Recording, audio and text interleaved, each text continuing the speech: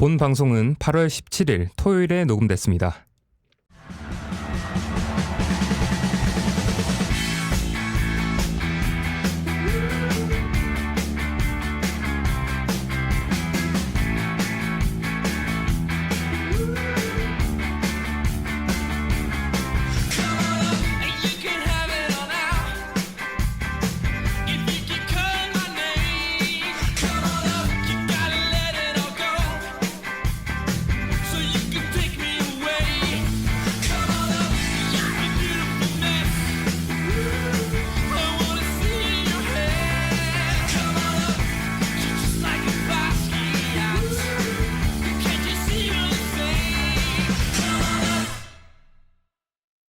야구에 대한 자유로운 수다 야자수 579번째 방송으로 찾아왔습니다. 오늘 방송 함께할 두 분 소개해드리도록 하겠습니다. 전희재 PD님, 송준영님 나와주셨습니다. 반갑습니다. 안녕하세요. 네, 좋습니다. 오늘도 힘차게 메이저리그 얘기와 함께 달려보도록 하겠습니다. 오늘은 어떤 주제로 진행될지 PD님께서 직접 소개해 주시죠.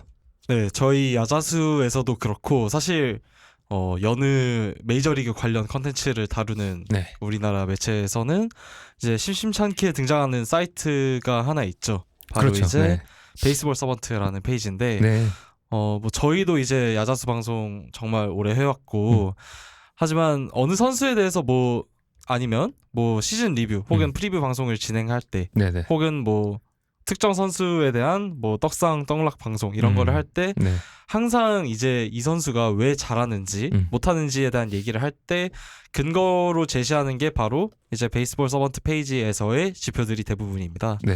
뭐 타자로 치면 이제 뭐 기존 타출장 슬래시 라인에서 여기서 더 나아가서 이제 OPS라든지 WRC 플러스라든지 뭐 이 정도로 사실 이 선수가 이만큼이나 잘해요라는 기존의 방식이 있었잖아요. 근데 요즘 추세가 좀 많이 변화를 했죠.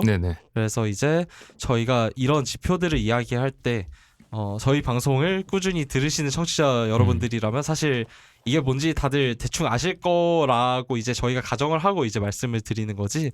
사실 메이저리그에 이제 처음 입문하시는 분들이라면 사실 약간 그게 뭔데 싶더가 될 수 있잖아요. 뭐, 그렇죠.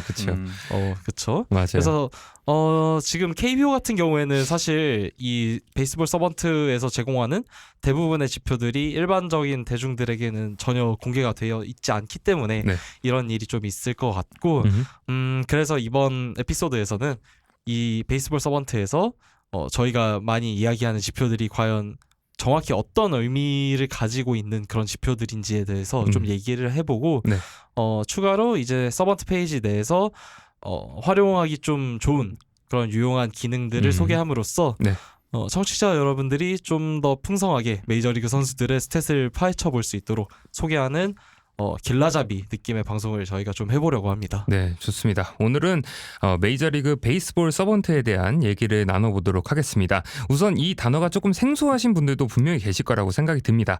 그래서 우선 베이스볼 서번트가 뭔지 설명 한번 부탁드릴게요. 네, 일단 MLB AM이라고 메이저리그의 자회사 격인 데가 있습니다. 여기서 이제 저희가 알고 있는 뭐 MLB TV 등을 이제 운영을 하는데 여기서도 운영을 하는 페이지가 이제 베이스볼 서번트라는 페이지예요. AM이 어드밴스드 미디어의 약자거든요. 사실상 이제 메이저리그의 약간 공식 기록 제공 업체 격이라고 봐야겠죠. 그래서 KBO 산하에는 사실 이런 게 딱히 없잖아요. 그래서 뭐라고 비유를 할 수가 없는데 하여튼 메이저리그가 원래 기존에 사용하던 피치 FX라는 공의 움직임과 그런 선수의 움직임을 추적하는 시스템에서 스태캐스트라는 시스템을 이제 도입을 하면서 여기서 나온 데이터들을 가공 및 공개하는 사이트가 바로 이 베이스볼 서번트다라고 이해를 하시면 될 것 같고 기존에 다른 사이트들도 사실 많이 썼어요. 뭐 예를 들어서 베이스볼 레퍼런스라던가 팬그래프스라던가 좀 있는데 사실 이 페이지들과 다른 점은 서번트에서는 타구 기반 데이터들이 제공된다는 점이 가장 큰 것 같습니다. 물론 팬그래프에서도 올 시즌부터 이 서번트 페이지에서 이 타구 기반 데이터들을 받아서 그렇게 페이지에서 나타내는 걸로 알고는 있긴 한데 어쨌든 그 근간이 이 서번트라는 페이지에서 나오는 거다. 그러면 이제 타구 기반 데이터들이 왜 중요하냐라고 하면은 기존에 우리가 생각하던 타자는 타율, 그쵸. 타점 뭐 네. 이런 개념에서 벗어나게 된 거랑 좀 비슷하다고 저는 개인적으로 생각을 해요. 왜냐면 이 타율과 타점은 이 선수가 진짜로 현재 잘 하고 있는 건지, 네. 그러니까 일명 순수 실력으로 잘하고 있는 건지, 네네. 혹은 이제 내년에도 잘할 건지, 뭐 아니면 단기간에만 지금 잘하고 있는 건지와 같은 네네. 이런 부분들에 대한 명쾌한 설명이 되지 못해요, 사실. 그렇죠. 네. 왜냐하면 타율이랑 타점은 그냥 딱 그 상황에 일어난 그렇죠. 결과값만을 이야기하는 거잖아요. 그렇죠. 그렇죠. 저는 음. 타율은 선수의 유형을 보여주는 지표라고 생각을 하고요. 아예 음. 무의미한 건 아니고. 그렇죠. 네. 아예 무의미하지 워낙에 않죠. 뭐 투승 타탄이 네. 뭐니 뭐 무슨 물론 투승 타타에서 타는 타점이긴 하지만 맞습니다. 예. 예, 투승 타타이 뭐 타율 뭐 이런 거 중시하는 분들도 많지만 그리고 뭐 여전히 많은 분들은 뭐 그래도 아무리 타자가 뭐 장타자니 뭐니 해도 2할 7푼은 넘어야지 뭐 이렇게 얘기하시는 분들도 있고 네네. 뭐 나름대로의 설득력은 있다고 생각하지만 네. 결국엔 그 선수의 큰 틀에서의 타입을 설명하는 지표라고 생각을 하고요. 타점은 사실 그냥 상황 지표죠. 그렇죠. 선수의 상황 실력과는 지표. 거의 상황이죠, 아무런 네. 관련이 없다고 봐야 되고 그래서 그래서 희재님이 말씀해주신 대로 순수 실력이라는 단어를 사실 요즘에는 종목 불문하고 많이 써요. 맞습니다. 뭐 네. 농구에서도 많이 맞죠. 쓰고 뭐 야구, 중요하죠. 축구 다 쓰고 하는데 네. 뭐 약간 밈처럼 쓰이는 단어긴 하지만 어느 정도는 이제 좀 적실성이 있는 표현이라고 생각을 해서 네. 야구를 볼 때도 이 순수 실력에 좀 집중해서 볼 수 있으면 좋을 것 같습니다. 네. 그래서 사실 여느 스포츠든 간에 이 선수의 순수 실력을 알아내고자 하는 그런 움직임들이 좀 요즘 많이 그렇죠. 보이는 것 같고 네네. 유독 그래서 사실 이 타구 기반 데이터들이 좀 선수들의 순수 실력을 많이 나타내 주거든요, 실제로. 그렇죠. 그래서 이런 스탯들이 중요하다라고 음. 좀 생각을 해주시면 될 것 같습니다. 네. 투수 쪽이나 뭐 수비 쪽 같은 경우에도 마찬가지고 네. 당연히 기존에 뭐 승수, 세이브, 뭐 ERA 뭐 이런 기초적인 투수 스탯에서 사실 이 투수가 허용한 실점이 뭐 100% 투수의 실력으로 이루어진 결과냐라는 그런 근본적인 물음에서 시작해서 뭐 FIP로 발전을 하고 이게 지금 한층 더 나아가서 네. 이런 타구 기반 데이터들을 바탕으로 한 투수들의 지표가 나왔다라고 이제 얘기를 해드릴 수 있을 것 같습니다. 네. 좋습니다. 어쨌든 매 경기마다 9명 이상의 선수들이 이제 타석에 올라가고 그리고 계속 마운드에도 많은 선수들이 올라가고 있기 때문에 이 선수들의 정말 말 그대로 그 순수 실력을 볼 수 있는 그런 데이터들을 제공해 주는 게 베이스볼 서번트라고 할 수 있을 것 같습니다. 그렇다면은 이제 오늘 두 분은 어떤 상황에서 베이스볼 서번트에 들어갔는지 궁금합니다. 어떤 상황에서 베이스볼 서번트를 자주 확인하시나요? 저는 일단 아무래도 메이저리그 방송 준비할 때 그쵸. 진짜 많이 네. 참고를 할 수밖에 없게 되는 것 같고 네네. 뭐 판타지 리그 관리 측면에서도 사실 많이 용이하죠. 네. 뭐 예를 들어서 올해 좀 부진한 선수가 있는데 네. 이 선수가 뭐 실제로 이제 운이 나빠서였는지 아니면 뭐 실제로 본인의 실력이 네. 안 좋아진 건지 뭐 나이의 영향 등으로 인해서 뭐 혹은 또 이제 올해 잘한 선수가 내년에도 이 페이스를 이어갈 수 있을지 선수의 미래 가치를 판단하는 좀 중요한 요소가 될 때가 많거든요. 네네. 또 요즘은 사실 올해부터였나요? 아마 마이너리그 그쵸. 트리플 A 맞아요. 또 기록을 제공을 하고 있는 걸로 알고 있는데 네네. 한국에 오는 대부분의 외국인들이 사실 트리플 A 단계를 거쳐오는 선수들이 대부분이잖아요. 네네. 그래서 이전보다 좀 더 질적으로 훨씬 좋은 데이터들을 이 서번트 페이지에서 참조할 수 있게 돼서 네. 마이너 쪽 기록도 요즘은 많이 찾아보는 것 같습니다. 네, 그래서 선수들의 이제 그 개별 스탯 같은 것들을 확인하기 위해서 베이스볼 서번트에 들어간다라는 네. 말씀을 해주셨고 이제 준영님은 어떨 때 들어가시는지 궁금합니다. 저는 판타지 하려고 들어가죠.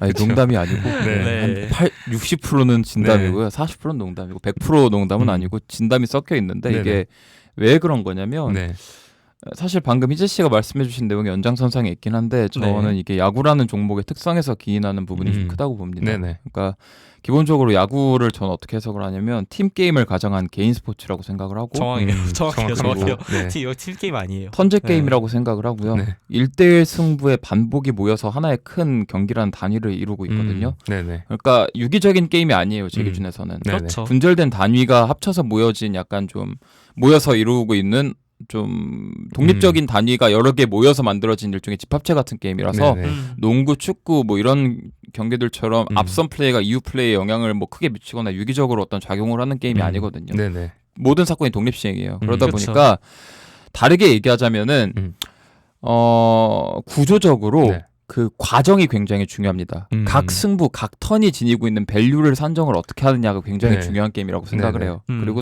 또 다르게 이제 좀 말씀을 드리자면 다른 종목에 비해서 과정의 퀄리티를 좀 직관적으로 네. 아니면 좀 어떤 특정한 그 숫자를 기반으로 표현하기가 굉장히 쉬워요. 네.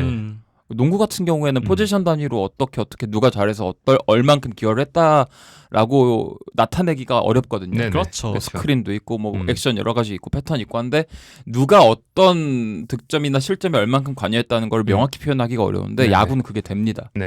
그리고 그게 명확하게 된다는 거를 증명하고 있는 게 전 세번트의 등장이라고 생각을 해요. 그 전까지는 이렇게 명확하게 나타내질 못했어요. 맞아요. 네네. 뭐 WAR이라든가 이런 지표가 나온 지 오래되긴 했지만 그건 어디까지나 올인원 지표로서 결과를 나타내는 데 쓰였던 지표고 네. 이 세번트의 등장은 제 기준에서는 그 과정을 낱낱이 공개하고 약간 민낯을 드러낸다는 그 관점에서 봤을 때 되게 유의미한 어떤 맞습니다. 발견이라고 생각을 하고요. 네네. 쉽게 말씀드리자면 저는 세번트를 적극적으로 활용함으로써 각각의 선수가 어떤 유형의 선수인지 네. 어떤 선수의 프로필은 어떤지 그리고 그러한 프로필 안에서 그 각각의 선수가 보여주는 플레이의 퀄리티가 어느 정도인지 이거를 경기 단위가 아니라 타석 단위, 투구 단위로 우리가 해석할 수 있고 네네. 그리고 살펴볼 수 있다고 생각을 해요. 네네. 일종의 도구죠. 그래서 이제 장기적으로 본다면은 그런 각각 개별 플레이의 퀄리티를 이제 쭉 살펴보다 보면은 어떤 선수가 현재 보여주기는 활약이라든가 플레이가 연속성이 있는지 네. 네. 설득력이 있는 결과물인지 네네. 아니면 지속 가능성이 있는지 여부를 확인할 수 있다고 봐요. 네네. 그렇기 때문에 저는 판타지 활용을 한다는 겁니다. 그렇죠. 그러니까 왜냐하면 판타지는 여태까지 보여줬던 활약 당연히 중요하지만 네. 결국에는 남은 잔여 시즌에 이 선수가 지금의 활약을 이어갈지 혹은 못하고 있었다면 이거를 뒤집을 수 있는지 그러니까 미래를 예측하는 게 굉장히 중요한 네. 게임이기 때문에 네네. 그런 관점에서 판타지가 굉장히 유용하다고 생각을 하는 거고요. 네. 판타지뿐 아니라 결국에는 현실 세계의 어떤 팀의 미래 성적이라든가 어떤 타자 투수의 미래 성적을 예측하는데 굉장히 유용한 툴이라고 생각해요. 맞습니다. 네. 그리고 올해뿐 아니라 내년을 보기에도 그쵸. 용이하고 네. 어떤 트렌드를 관측하기에도 좋아요. 음. 이 선수가 우상향 곡선을 띄고 있는지 네. 우하향 곡선을 뛸 가능성이 높은지 아니면 현재 성적을 유지할 가능성이 높은지 네. 그러니까 트렌드 관측의 측면에서도 되게 유용하다고 보기 때문에 네. 종합적으로 봤을 때 어떤 좀 야구라는 스포츠에 좀 딥하게 발을 담궈 보고 싶다. 네. 이 야구라는 스포츠가 본질적으로 어떤 스포츠인지 구조적으로 어떤 특성을 띠고 있는지 궁금하다 하시는 분들이라면은 뭐 너무 딥하게 안 가도 되고 네. 적당히 한번 살펴보는 것 정도는 좋지 않을까. 네. 되게 재밌는 도구다라는 생각을 합니다. 맞습니다. 저도 동의하는 바이고 저는 제가 야구를 잘 보고 있나 판단하고 싶을 때 베이스볼 서번트에 들어가요. 그래서 왠지 이 선수 작년이랑 뭔가 다른 것 같은데 이런 뭔가 차이가 있다.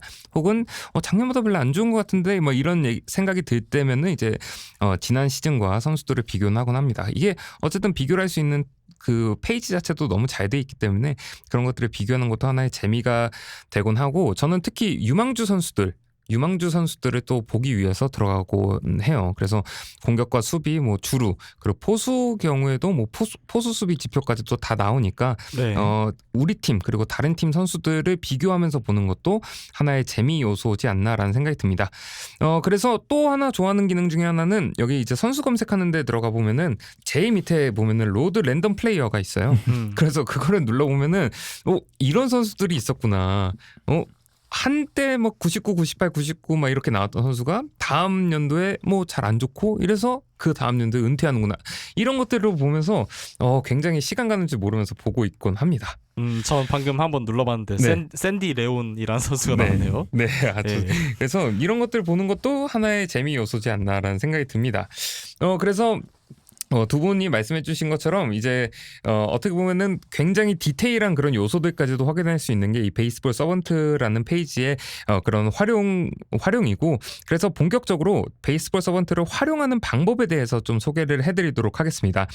우선 청취자 여러분들께서도 베이스볼 서번트를 켜시고 같이 따라하면 더 재밌는 시간이 되지 않을까라는 생각이 듭니다. 뭐 영어 용어도 많고 뭐 퍼센티지 이런 부호들도 많기 때문에 어렵다고 생각하실 수도 있는데 기본적으로 시각적인 수치들만 파악하셔도 재밌을 듯하니 같이 따라해보시면 좋을 것 같습니다. 일단 뭐 서번트에 접속하셔서 검색창에 아무 선수나 네. 일단은 순서는 야수부터 할 거라서 네. 야수 아무 선수나 검색하시면 나오는 그 선수 프로필 페이지 기반으로 말씀드릴 예정입니다. 네, 좋습니다. 그렇게 들어가 보시면은 빨간색, 파란색이 눈에 띄는 화면을 볼 수 있을 겁니다. 그중 표의 가장 위에 이제 트로피 그림과 함께 밸류라는 글을 확인할 수 있는데 거기 이제 배팅 런 밸류, 베이스 러닝 런 밸류, 필딩 런 밸류 이렇게 세 가지를 확인할 수 있을 겁니다.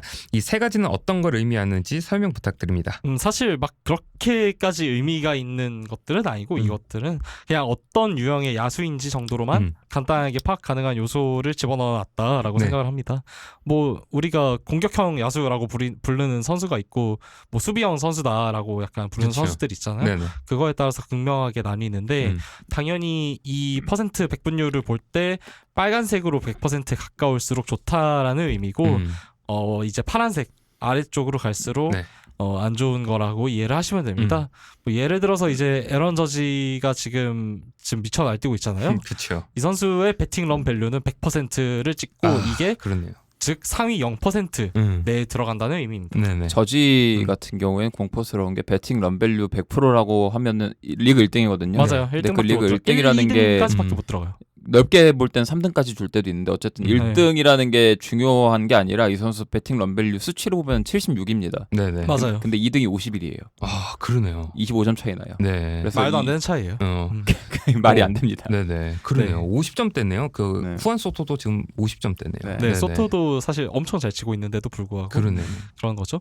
또 이제 저지의 필딩 런 밸류는 21%, 즉 상위 79%니까 하위 네. 21%라는 그러네요. 말이 있죠. 네네. 이제 이런 점으로 봤을 때는 수비에서는 밸류가 평균보다 많이 낮지만 공격에서 정말 많이 벌어다 주는 선수구나라고 네. 간단하게 이제 이해를 할 수 있는 그런 영역이 될 것 같습니다. 네. 또 이제 궁금해서 랭킹권에 들어간 선수들은 좀 어떤지 찾아봤는데 네.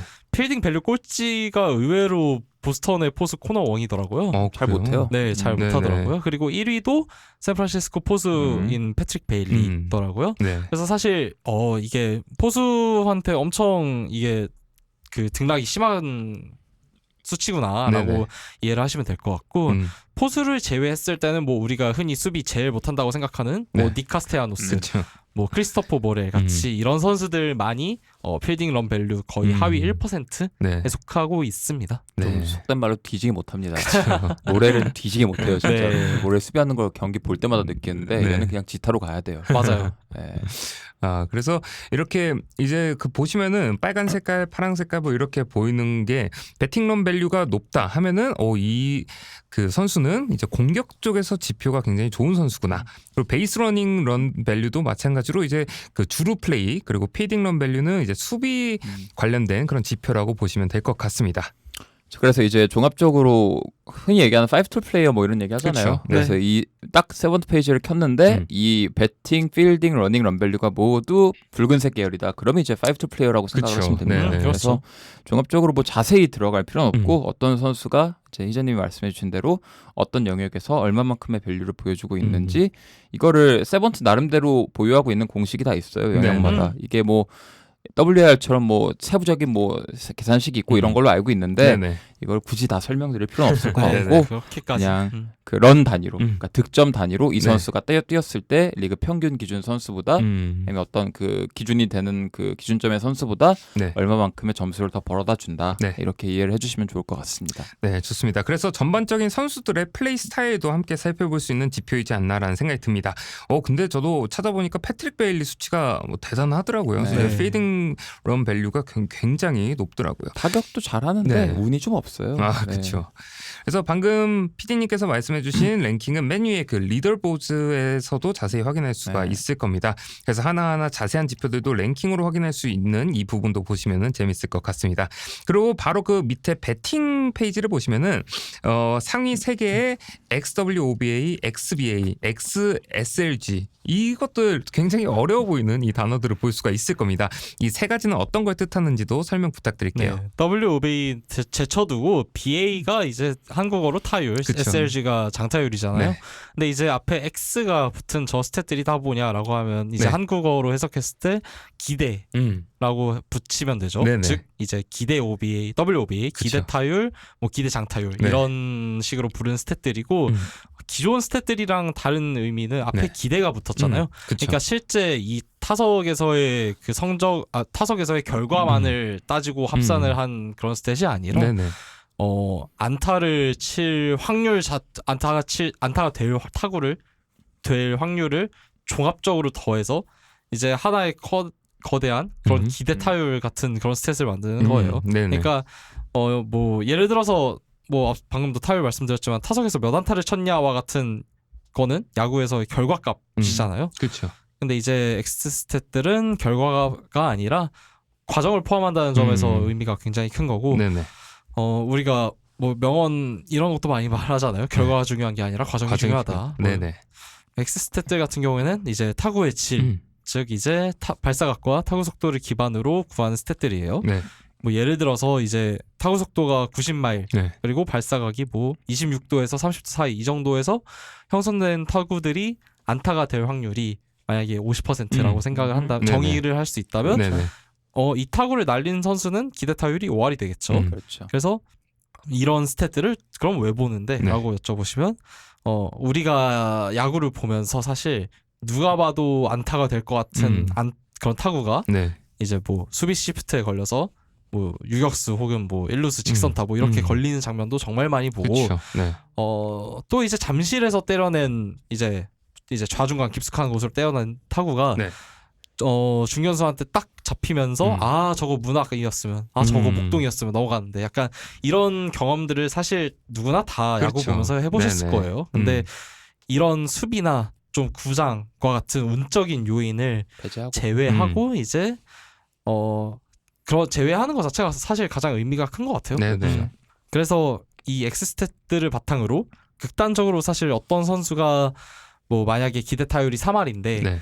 실제 타율이 지금 현재 2할밖에 되지 않는다면 이 선수는 오늘 어디에 딴 데 많이 썼구나 라고 이제 생각을 해볼 수 있는 거예요. 네네네. 시즌 중 예측이나 다음 시즌 예측에나 다 유용하게 써먹을 수 있습니다. 네. 지금 이제 그래서 X스탯들에서 전부 다 최상단에 속한 선수들은 사실 MVP 후보로 거론이 되고 있는 뭐 에런 저지나 네. 오타니 쇼헤이가 아닌 의외로 후안 소토예요.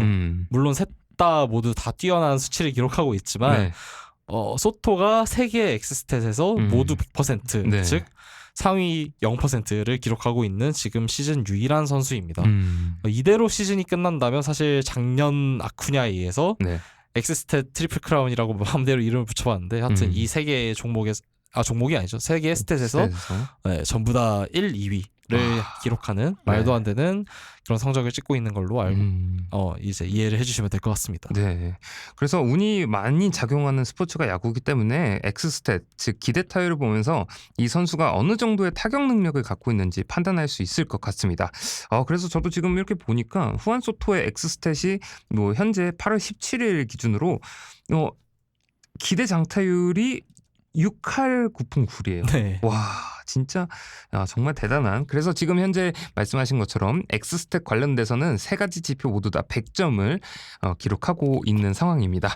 그렇다면 이제 그 아래쪽에 보시면은 배럴, 그리고 하드힛, 그리고 스위스팟, LA 스위스팟이라고 불리는 부분이 있는데 이 세 가지에 대한 설명도 좀 부탁드립니다. 일단 뭐 배럴이랑 하드잇은 너무 이제 한국에서도 사실 거의 보편화된 단어라고 그쵸. 생각해서 네. 이 부분은 거의 좀 일단 빠르게 넘어가는 걸로 하고 네네. 이 런치 앵글 스위스팟이라고 부르는 다소 좀 해괴하거나 좀 잘 들어본 적이 없는 그런 스탯이 갑자기 툭 등장을 했는데 네네. 이게 원래 이제 이름이 바뀐 거예요. 네네. 네, 원래는 이제 발사각도 8도에서 32도 즉 이제 라인 드라이브가 8도에서 16도 네. 그리고 16도에서 32도의 사이에 이 타구가 장타로 이어질 가능성이 높은 타구들인데 네. 이 두 개를 합쳐놓은 게 8도에서 32도 사이의 각도겠죠. 그렇죠. 이거를 이제 스위스팟이라고 부르는데 네. 나중에 배트 트래킹에서 얘기할 스위스팟이랑 혼동의 여지가 있어서 이걸 볼 때 좀 주의를 해야 돼요. 네네. 그냥 발사각도 8도에서 32도 사이 타구의 비율입니다. 네네. 이게 높다면 네. 당연히 발사각에 문제가 없다는 거라고 생각을 하시면 될 것 같고 네네. 발사각에 뭐 예를 들어서 항상 문제가 있었던 블라디미르 게레로 주니어 그렇죠. 같은 얘기 경우에 많았죠. 21년도 이후로 이 스탯이 쭉 우하향하다가 네. 작년에는 겨우 32.4% 하위 28%를 기록했거든요. 네네. 올해는 지금 보시면 좀 회복한 모양새지만 또 하나 눈여겨볼 만한 선수가 이 부분에 있어서 꼴찌가 코빈 캐롤이에요. 오. 그러니까 작년에도 사실 그러네요. 네. 그 성적에 플루크가 좀 껴있었다고는 하지만 네. 올해 이 지표가 25.5%로 메이저리그 전체 꼴찌거든요. 네. 그러니까 이 말은즉슨 코빈 캐롤이 때려낸 타구의 4분의 3이 이제 뭔가 어딘가 이상한 데로 가고 있다. 그쵸. 땅볼로 가든지 가거나 하늘로 가든지. 하늘로 치솟는다든지 네네. 이런 식으로 이제 생각을 해주시면 될 것 같고 네. 하드잇 같은 경우에 네. 이제 네, 준영님께서 빠르게 설명해 주시죠. 하드잇이나 이제 배럴 같은 경우가 이제 실질적으로 우리가 네. 타자를 볼 때 어떤 의미에서 이제 스위스팟 뭐 LA 그 런치 앵글 스위스팟 같은 경우에는 네. 물론 중요하지만 네. 이제 최근에 좀 추가된 지표기도 하고 세번트에 네. 약간의 그 노이즈가 좀 있을 수 있는데 직관적으로 말씀드리면 하드잇 그리고 좀 더 중요한 그리고 실제로 어떤 타자가 엄청 공을 잘 때리고 있는지 살펴볼 수 있는 배럴 타구 퍼센티지 같은 경우 어떻게 네네. 구분을 하냐면 일단 하드잇 퍼센티지 같은 경우에는 아주 직관적인 지표입니다. 네. 어떤 타자가 때려낸 모든 타구들 중에서 시속 95마일을 넘어간 타구 그러니까 킬로미터로는 152.8km를 네네. 넘긴 타구의 비율이라고 생각을 하시면 되고요. 세번트에서 2018년, 2017년 말 무렵에 이 지표를 이제 추가를 하면서 기준을 95마일로 잡은 이유에 대해서 이제 궁금하신 분들이 계실 수 있는데 네네. 굉장히 간단합니다. 그 2018년 기준으로 그 전까지 뭐 1년에 걸친 샘플들 다 모아봤을 때 네. 모든 타구들 그 타구 속도를 쭉 나열하고 네. 그 타구들이 그 최종적으로 기록했던 결과값 있잖아요. 네네. 안타, 2루타, 뭐 3루타, 네. 홈런 이런 것들을 쭉 나열했을 때 그 그래프를 쭉 그려봤을 때 네. 95마일 그러니까 시속 95마일을 기준으로 결과값이 확실하게 우상향을 그립니다. 그러니까 95마일 이하 타구들의 네네. 경우에는 별반 차이가 없어요. 네네. 그러니까 그렇게 유의미한 상관관계가 있지 않아요. 네. 그 밑으로는 뭐 90마일짜리 타구나 80마일짜리 타구나 조금의 차이가 있을지언정 기본적으로 그 결과값이 그렇게 막 엄청나게 그 10마일이라는 차이를 뭐 네네. 상쇄할 정도로 그렇게 엄청난 타구 결과값의 차이가 있지 않았는데 네네. 95마일부터는 유의미하게 가파르게 우상향 곡선을 그렸다고 합니다. 네네. 그래서 단적으로 이제 지표를 하나 딱 이제 말씀을 드리자면은 네. 95마일 이하의 타구가 기록한 WOBA는 네. .206. 이건 사실상 그냥 다 범타 나온다고 보시면 그러네요. 돼요. 네. 어지간하면. 근데 네네. 95마일 이상의 타구가 기록한 WOBA는 .653입니다. 오. 베리본즈, 엄청나네요. 베리본즈급. 엄청 네네. 크네요. 베리본즈 이상급. 네. 그래서 이건 2018년 기준인데 네. 그 이후로도 6, 7년 가까이 된 샘플을 보더라도 네. 큰 차이가 없이 WOBA가 보통 .630에서 .700 사이에서 왔다 갔다 한다고 해요. 네네. 그래서 이런 기조가 꾸준히 유지되고 있기 때문에 나름대로 적실성이 있는 그쵸. 구분이라고 네, 볼 수 그러네요. 있을 네. 거고요. 기준점을 잘 잡은 그렇죠. 거죠. 배럴 같은 경우에는 어떤 타구를 우리가 배럴로 규정을 하기로 했냐면 네.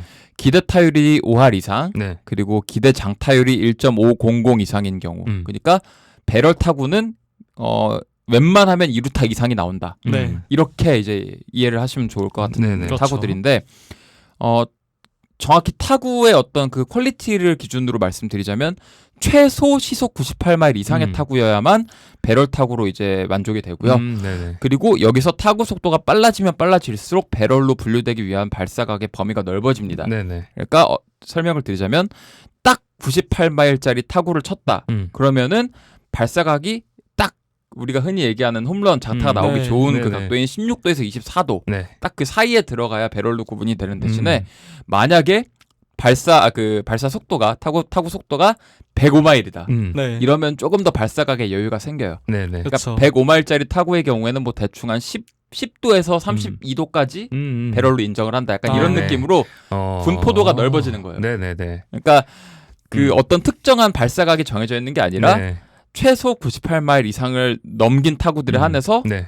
기대 타율이 5할 이상, 기대장 타율이 1.5인 모든 타구들의 총 집합을 우리가 배럴로 부르고요. 네네. 배럴 퍼센티지는 당연히 어떤 타자가 때려낸 모든 타구들 중에 배럴의 기준을 충족하는 타구들의 비율이라고 생각을 하시면 될 것 같습니다. 네.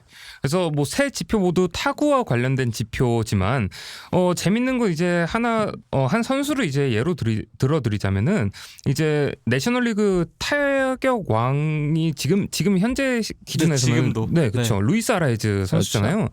근데 루이스 아라이즈의 배럴 타구는 1.7%로 꼴찌에서 4등이에요. 네. 꼴찌에서 4등이고 하지만 이제 스위스파 퍼센티지는 42%로 이 부분 3위에 랭크되어 있습니다. 네. 그리고 이제 하드잇은 24.5%로 이것도 하위권에 머물러 있는 상황인데 하위 3위에 머물러 있는 상황입니다. 그래서 이런 것들도 보면은 사실 되게 재밌는 것 같아요. 어떻게 보면 타율 왕인데 배럴 타구나 하드잇 부분은 전혀 전혀 하지 않으면서 네.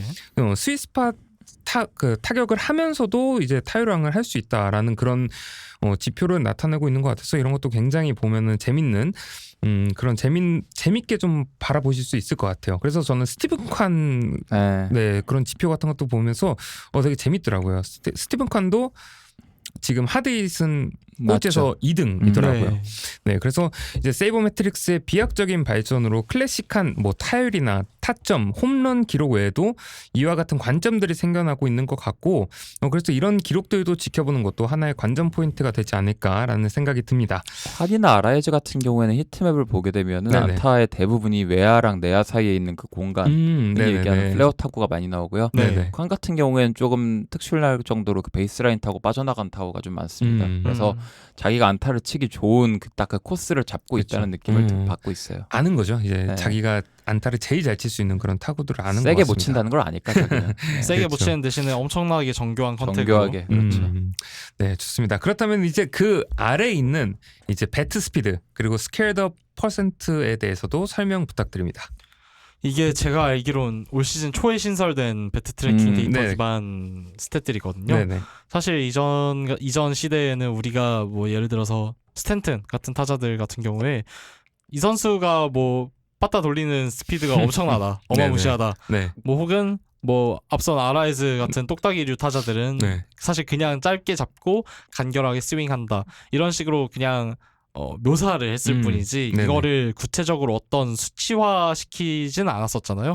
이거를 구체적으로 하기 시작한 게 이번이 처음이고 이에 따라서 뭐 여러 가지 파생 스탯들이 많이 생겼는데 좀 되게 흥미로운 부분들이 많습니다. 정말 좋은 자료들이 많은데 이걸 전부 다 다루려면 사실 에피소드를 하나 따로 빼야 돼요. 그 정도로. 그래서 이번에는 좀 간략하게 그나마 좀 줄여서 축약해서 이제 설명을 드리자면 배트 스피드 같은 경우에는 진짜 말 그대로 타자가 스윙을 할 때 이 배트가 돌아가는 속도를 측정한 거예요. 기준은 배트의 스위스팟 부분으로 측정을 한다고 합니다. 그래서 이 배트 스피드가 왜 중요하냐면 사실 대충 생각해봐도 배트 스피드가 높을수록 공을 때렸을 때 물리 법칙에 따라서 공에 전달되는 힘이 더 강력해질 거고 이게 곧 타구 속도와 직결이 되는 문제예요. 그렇죠. 이게 그리고 우리가 야구에서 맨날 얘기하는 로파워와 이게 큰 관련이 있습니다, 사실. 그래서 이 배트 스피드 최상위권에 위치한 선수들을 보면 거의 대부분 하드hit 비율이 높은 걸 알 수 있습니다. 스퀘어드 업 퍼센트 같은 경우에는 스윙했을 때 공을 얼마나 정교하게 잘 맞춰냈는지에 대한 지표라고 이해를 하시면 됩니다. 사실 아무리 우리가 스탠튼처럼 이 배트를 세게 휘둘러도 공에 비껴 맞기만 한다면 사실 이게 홈런으로 이어지지 않고 뭐 내야 파플라이나 땅볼 타고만 주구장창 나오겠죠. 이제 이거에 대한 계산 같은 경우에는 그 배트 스피드가 만들어낼 수 있는 최대 타구 속도 대비 얼마만큼의 타구 속도가 나왔냐로 계산을 하는 걸로 알고 있습니다. 말로 설명하면 좀 어려울 수 있는데 숫자로 이제 좀 직관적으로 말씀을 드리자면 스퀘어드업이라는 걸 어떻게 계산을 하냐면 예를 들어 시속 100마일짜리 패스트볼을 한 75마일 시속 75마일의 배트 스피드로 후려쳤다. 그렇게 됐을 때 가정입니다. 물리적으로 가능한 최고 타구 속도가 115마일 정도라고 합시다. 그런데 실제 타구 속도가 예를 들어 한 105마일 정도가 나왔다고 치면은 그 스퀘어드업 퍼센티지는 115분의 105 곱하기 100으로 구하는 거예요. 맞습니다. 네, 그런 식으로 네. 구합니다. 나올 수 있는 네. 그 배트 스피드 대비 내 그렇죠. 스피드가 얼마나 나왔냐를 판단하는 그러니까 거군요. 실제로 네. 가능한 물리적으로 가능한 최고 타구 속도. 그러니까 네. 주어진 배트 스피드와 음. 어떤 구속의 그 구속을 감안했을 때 네. 물리적으로 가능한 최대 타구 속도와 실제 나온 타구 속도. 네. 그러니까 정확하게 스윗 스팟을 맞으면 맞았을수록 네. 그 최대 타구 속도에 근접을 하겠죠. 그렇죠. 그러니까 네. 그거를 이제 감안해서 그 비율로 따지는 거고 네네. 스탯캐스트 상에서는 그 스퀘어드업된 타구를 어떤 걸로 규정을 하냐면 네. 80%를 넘어야 돼요. 네네네. 네, 최대 타구 속도 대비 실제 타구 속도가 80%를 넘어서야 네. 그거를 이제 스퀘어드업 타구로 구분을 합니다. 네. 이 80%를 넘어간 타구들만을 이제 모아서 선수들마다 이제 갖다 맞춘 거 대비 네. 얼마나 이 스퀘어드업 타구가 나왔냐라고 네. 이제 퍼센테이지를 낸 게 이겁니다. 그러면 이제 그 LA 아까 얘기했었던 그 스윗스팟이랑 그리고 스퀘어드업 이 부분도 같이 이렇게 염두에 두고 보는 것도 그렇죠. 네 하나의 네. 약간 관전 포인트가 될 수도 있겠네요. 그렇죠? 맞습니다. 네. 당연히 이제 배트 중심부에 맞아서 힘이 온전하게 전달이 된다면 그렇죠. 최대 타구 속도가 나오겠죠. 네. 이 개념을 수치화한 거라고 간단하게 설명을 좀 할 수 있을 것 같습니다. 네. 사실 이게 배트 스피드랑 스퀘어드업 퍼센트는 네. 반비례하는 관계일 수밖에 없어요. 맞아요. 그렇죠. 네. 왜냐하면 뭐 스탠튼처럼 저렇게 휘두르는데 공을 음. 어떻게 정교하게 맞추겠습니까? 네네. 사실 뭐 배트 스피드가 빨라질수록 정교하게 맞추려고 하는 건 더욱 어려워지니까요. 근데 반대로 이제 정교하게만 맞추려고 노력을 하면 네. 이게 높은 배트 스피드가 나올 수가 없습니다. 다만 여기서도 이제 메이저리그에서는 아웃라이어들을 좀 찾아볼 수가 있는데 네. 후안 소토 같은 경우에는 네. 배트 스피드가 75.5마일로 지금 상위 6%에 들어가는 되게 좋은 수치를 네. 기록하고 있거든요. 네네. 근데 스퀘어드 퍼센트도 상위 5%예요. 맞아요. 그러니까 이게 이 정도의 두 스탯 모두 네. 최상위권에 들어가는 선수는 지금 현재로서는 후안 소토가 유일합니다. 그나마 바비히트 주니어 정도. 케텔 네네. 마르테, 바비 네. 주니어 이 근데 정도. 그 네. 둘이랑 소토의 차이는 엄청난 격차가 있습니다. 그렇죠. 그래서 소토는 정교함과 네. 로파워를 모두 갖춘 진짜 몇십 년에 한 번 나올까 말까 하는 천재라는 거. 네. 이분은 소토 팬입니다. 네. 네, 맞는 말이에요. 근데 진짜 네, 맞죠. 네, 그쵸. 컨택 파워 둘 다 네. 그레이드가 70 이상 넘어갈 만한 음. 타자는 지금 리그 전체 통틀어 봐도 네. 기껏해 오타니, 소토 이 정도뿐인 것 같아요. 네. 그래서 힘과 그 정확도와 이제 파워를 수치화한 게 이제 그 배트 스피드와 이제 스퀘어드 퍼센트로 이렇게 확인할 수가 있는데 제가 지금 또 보면서 계속 언급을 하는 선수긴 하지만 루이스 아라이즈 선수 같은 경우도 그렇죠. 배트 스피드는 하위 1%, 네. 이제 스퀘어드 퍼센트는 상위 100분율로 100이에요. 네. 그런 거 보면은 정말 이제 극과 극, 정말 이 정교하게 맞추는 거에 능통한 타자지 않나라는 그런 생각이 그러니까 듭니다. 자기의 그 아주 느려 터진 배트 네. 스피드. 아라이즈가 지금 배트 스피드 기준으로 리그 꼴찌를 다툽니다. 네. 꼴찌예요. 네. 63마일인데 63이네요. 이게 제가 궁금해서 어느 정도인지 찾아봤더니 네. 63마일 배트 스피드라는 거는 보통 고등학교 타자들 그래요. 의 평균치보다 낮다고 합니다. 그러니까 이 선수는 그냥 근데 이 선수가 진짜 자기 운동 능력 안에서 이게 네. 맥스로 휘두르는 게 이거라고 생각하진 않아요. 물론 그쵸. 그냥 작정하고 세게 휘두르면 네. 나오겠죠. 근데 그쵸. 맞추기 위해서 음. 이렇게 느리게 약간 희생한 느낌이고 네. 이런 관점에서 봤을 때 단순히 스퀘어드업 타구의 비율이 높다고 해서 꼭 좋은 건 아니에요. 네, 실제로 맞아요. 지금 리그에서 그닥 좋지 못한 성적을 기록하고 있는 선수들 가운데 이 스퀘어드업 네. 퍼센티지만큼은 높게 나오는 선수들이 꽤 됩니다. 네네. 근데 이 선수들의 특징은 보통 뭐냐면 맞추기만 하지 좋은 배트 스피드가 느리거나 네. 아니면은 코스 자체를 런치 앵글 이상하거나 코스 자체를 잘못 잡고 쳐가지고 네. 그냥 갖다 맞추기만 잘할 뿐이지. 그러니까 아까 말씀드렸다시피 결국에는 나올 수 있는 최대 타구 속도 안에서 실제 기록한 타구 속도의 비율을 따지는 거기 때문에 네네. 애초에 툴이 안 좋거나 애초에 배트 스피드가 낮거나 애초에 뭐 피치 레커니션이 안 좋아서 안 좋은 공에 스윙을 할 경우에도 네.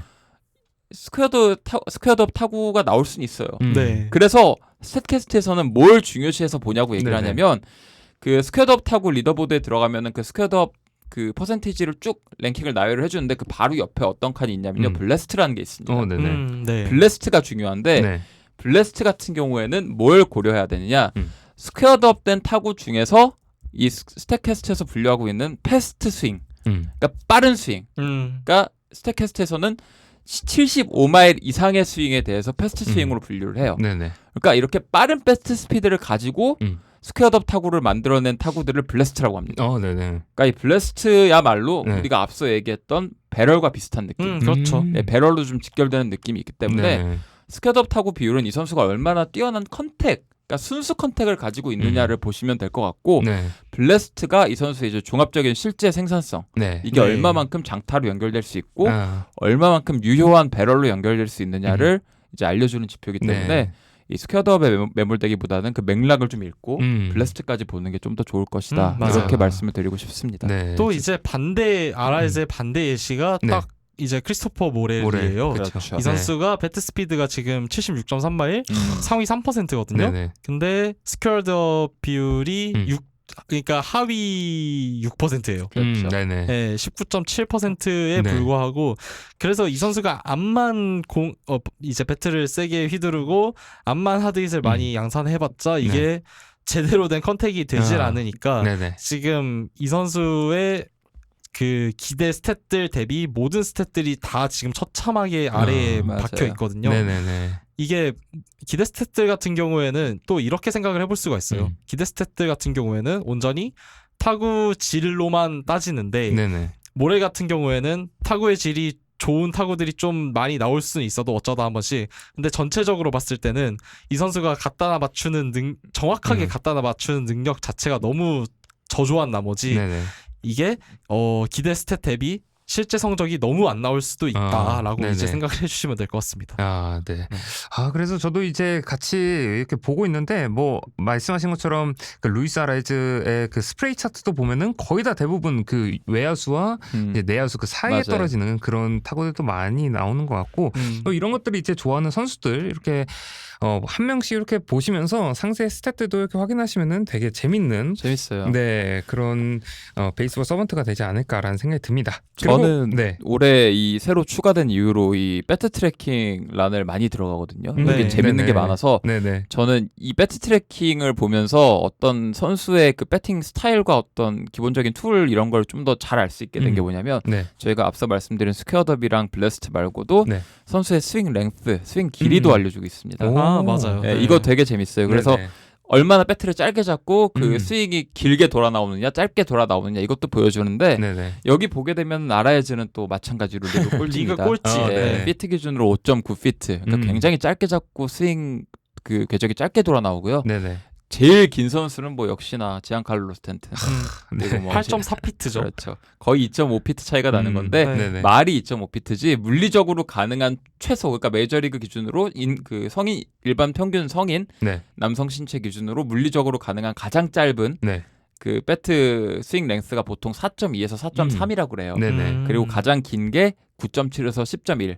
근데 이거는 진짜로 말도 안 되게 뭐 10.1이 나온다는 건 네. 사실 야구 경기에선 볼 수 없는 거고 네네. 네. 마찬가지로 4.3이 나온다는 거 역시 그냥 뭐 자치기 하는 거고 그래서 실질적으로는 그렇죠. 보통 번트도 아니고 무슨. 네. 5.5에서 9.5 사이로 형성이 되는 게 이제 보통 네. 그 스윙 랭스인데 네. 쭉 보게 되면은 그 재밌는 아웃라이어들이 몇 개 있어요. 뭐 예를 들어 그 배트 스피드가 굉장히 빠른데도 불구하고 스윙 랭스가 짧게 나온 선수 코리 네. 시거. 콜리시거죠. 코리시거. 네. 네. 짧게 돌아 나옴에도 불구하고 네. 힘 전달이 굉장히 잘 된다. 이렇게 이해하시면 되고 맞아요. 이제 반대의 경우도 있죠. 스윙 네. 랭스는 긴데 배트 스피드는 또 느린 선수들. 네. 여기는 아이작 파레데스. 그렇죠. 아이작 파레데스. 여기는 이제 삼진을 더럽게 많이 당하죠. 네. 그렇죠. 네. 그런 느낌으로 보시면 됩니다. 네. 아, 좋습니다. 그래서 방금 말씀하신 이제 송준영님께서 말씀해주신 그 랭크는 이제 여기 보시면은 리더보드에 들어가면은 배트 트래킹이라고 하는 네. 부분이 있어요. 이제 그 부분에서 확인할 수 있는데 그렇게 해서 이제 밑으로 쭉 내려가면은 굉장히 선수들의 얼굴이 이렇게 나와 있는 그런 XY축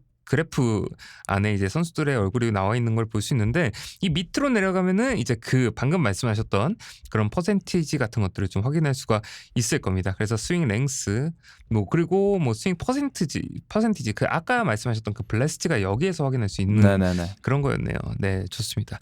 그리고 그 외에도 아래 보면은 많은 지표들을 확인할 수 있는데 어떤 지표들을 눈여겨 보시는지도 궁금합니다. 선수 페이지에서 다시 아래로 이제 내려다 보면 네네. 저는 좀 많이 참고를 하게 되는 게 이제 주로 익스펙티드 홈런 이쪽을 좀 많이 보게 되는 것 같은데 네. 구장별 홈런 개수가 나와요. 네네. 우리나라로 치면 이제 잠실에서 친 어떤 타구들은 뭐 문학, 대구, 목동 이런 데였으면 살짝 넘어가서 홈런이 될 수 있었을 거잖아요. 네네. 이런 타구들 같은 경우에 이제 이 선수들이 이 구장에서 뛰었으면 몇 개만큼의 홈런을 쳤을 네네. 거다라고 이제 생각을 그런 얘기를 나누는 지표고 메이저리그 같은 경우에는 구장이 30개나 되고 네. 특히나 이제 거의 다 이제 그 모양이 너무 제각각이에요. 네. 그렇기 때문에 구장별 편차가 좀 있는 편입니다. 선수들끼리. 뭐 대표적으로 양키스 스타디움의 우측 펜스가 굉장히 짧기 때문에 이쪽을 쓰는 저타자들이 엄청 유리하잖아요. 네네. 당겨치는 저타자들이.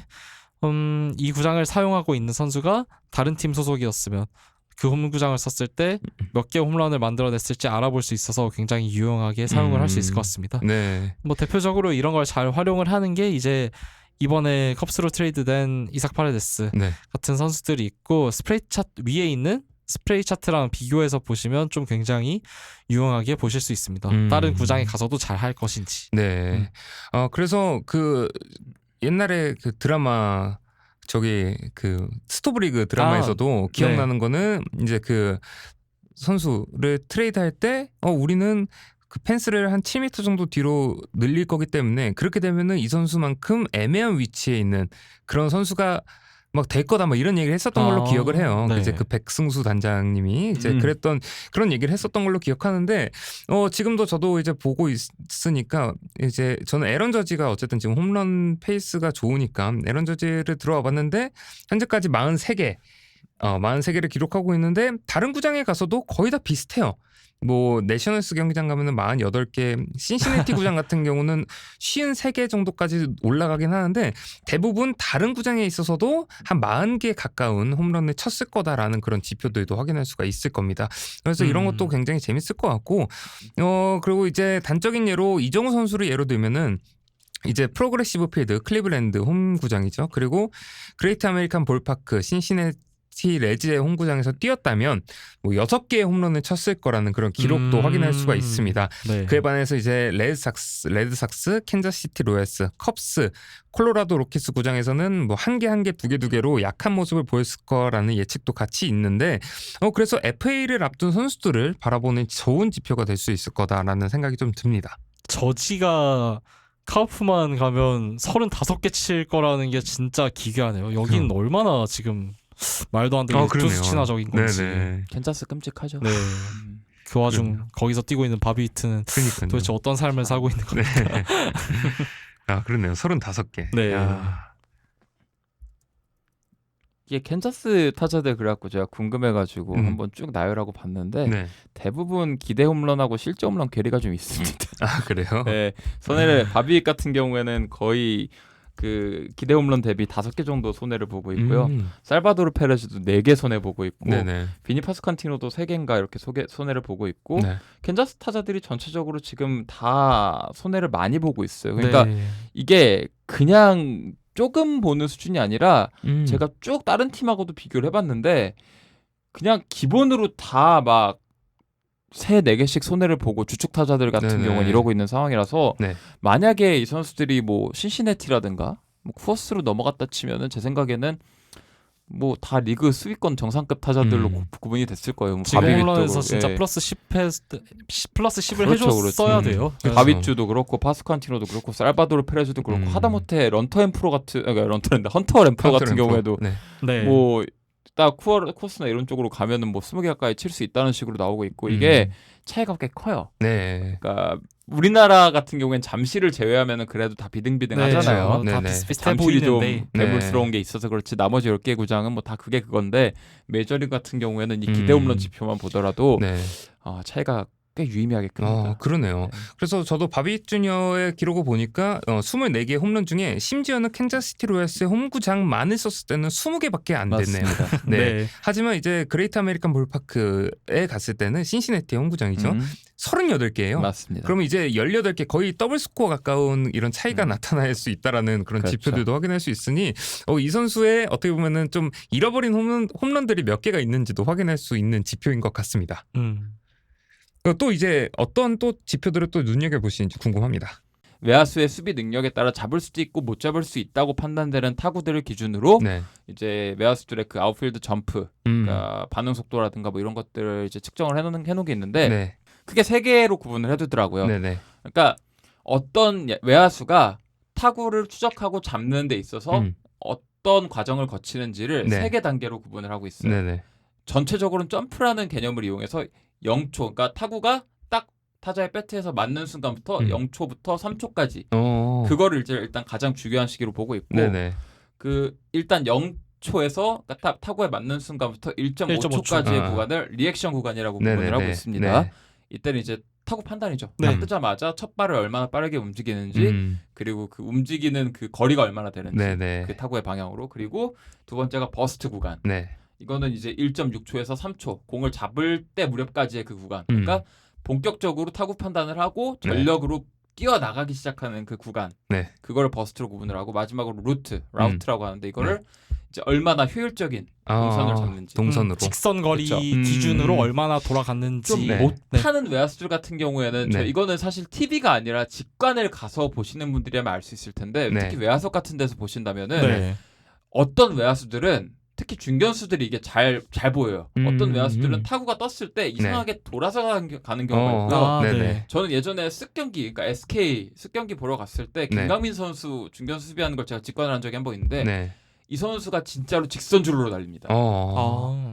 이거는 TV 화면상에서는 잘 안 보이는데 직접 직관을 가서 보게 되면은 명확하게 보여요. 네. 근데 루트 이피션시라고 하는데 루트 효율성이라고 하는데 이것도 이제 스태캐스트에서는 나름대로 이제 정립을 해서 이제 구분을 해놓고 있는데 네. 이걸 보게 되면 이 3개 구간으로 분류를 해서 외야수들이 각 영역에서 얼마만큼 효율적으로 움직이고 빠르게 움직이는지 이제 측정을 해놨어요. 네. 네. 근데 쭉 보고 있으면은 가장 뛰어난 점프를 자랑하는 외야수가 누군가 하면은 네. 이제 희재님의 응원팀에 있는 제이콥 영. 네. 제이콥이요. 이게 네. 이 선수 같은 경우에 재밌는 게 네. 리액션 타임 굉장히 빠르고요. 네. 맞아요. 0에서 1.5초까지의 거의 일반적인 외야수, 그러니까 리그 외야수 평균과 비교했을 때 거의 한 4.6피트 정도 약간 우위를 가져갑니다. 그러니까 독보적이죠. 쭉, 빠르게 진짜. 반응을 하고 네네. 그리고 버스트 발이 워낙에 빠르다 보니까 네.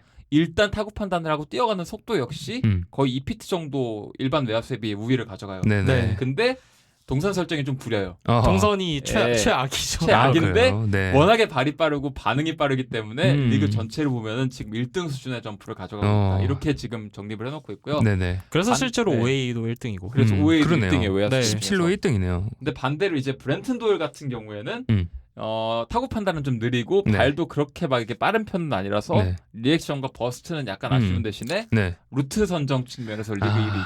네. 그래서 종합적으로 평균 이상의 외야수비를 보여주고 있다. 이렇게 지금 나오고 있는데 도일은 실제로 작년 골드글러브 그쵸, 수상자였죠. 네. 그래서 이 리더보드 들어가서 아웃필더 점프라는 걸 이제 들어가 보시게 되면은 네네. 재밌는 지표들을 여러 가지 볼 수 있습니다. 네. 그러니까 내가 응원하는 팀의 외야수들이 어떤 유형의 수비를 하는지, 어디에 강점이 있고 어디에 네. 약점이 있는지 네. 이런 걸 보실 수 있기 때문에 또 단순 OAA 이런 개념도 좋지만 네. 이제 제 생각에는 이 점프가 더 중요한 것 같아요. 외야수는. 네, 외야수는 예. 진짜. 내야수는 OAA가 전 확실히 나름대로 샘플도 쌓이고 네. 유의미한 지표라고 생각을 하는데 네. 외야수는 이 OAA가 전 의미가 없다고 보거든요. 이 네. 레인지라는 것도 결국에는 발과 그 반응 속도에 달려 있기 때문에 네. 실질적인 외야수의 그 약간 수비 능력을 점검하는 데 있어서는 이 아웃필더 점프 네. 카테고리 들어가시는 게 좋을 것 같다는 생각을 합니다. 네. 그리고 좋습니다. 내야수 같은 경우에는 그런 즉각적인 리액션을 통한 타구 판단이 사실 된다기보다는 약간 동물적인 감각으로 그렇죠. 이제 그냥 탁 하는 거잖아요. 그러니까 수비 시간 자체가 짧아요. 외야수보다 한참 짧기 때문에 네. 둘을 같은 OA로 묶어서 이제 비교를 하기에는 약간의 무리가 있다라는 네. 것 같아요. 네. 이 부분은 이제 그 위에 들어가 보시면은 여러 가지 메뉴들 중에서 스태티스틱스라고 불리는 데에서 이제 플레이어 배팅 여 안으로 들어가시면은 안에서 이제 그 상세 구분을 할 수가 있어요. 그래서 밑으로 내려보시면은 피딩 부분에서 아웃필더 점프 뭐 아니면 아까 말씀하셨던 OAA 그리고 런 밸류 이런 것들도 확인할 수가 있을 겁니다. 그래서 말씀하시는 것처럼 이제 뭐 첫발 스타트 뭐 이런 얘기 많이 하잖아요. 네. 이제 그 첫발 스타트 그리고 어떻게 보면 그 동선 파악하는 것들 이제 그런 것들까지 지표로 다 나온다고 하니까 이런 부분도 지켜보는 것도 굉장히 재밌을 것 같습니다. 그래서 준영님이 그때 말씀하셨던 것처럼 외야에서 야구를 본다는 이유가 네. 약간 이런 것도 없지 않아 있는 거겠죠? 저는 야구장 직관 갈 때 보통 외야석 가는 이유가 네.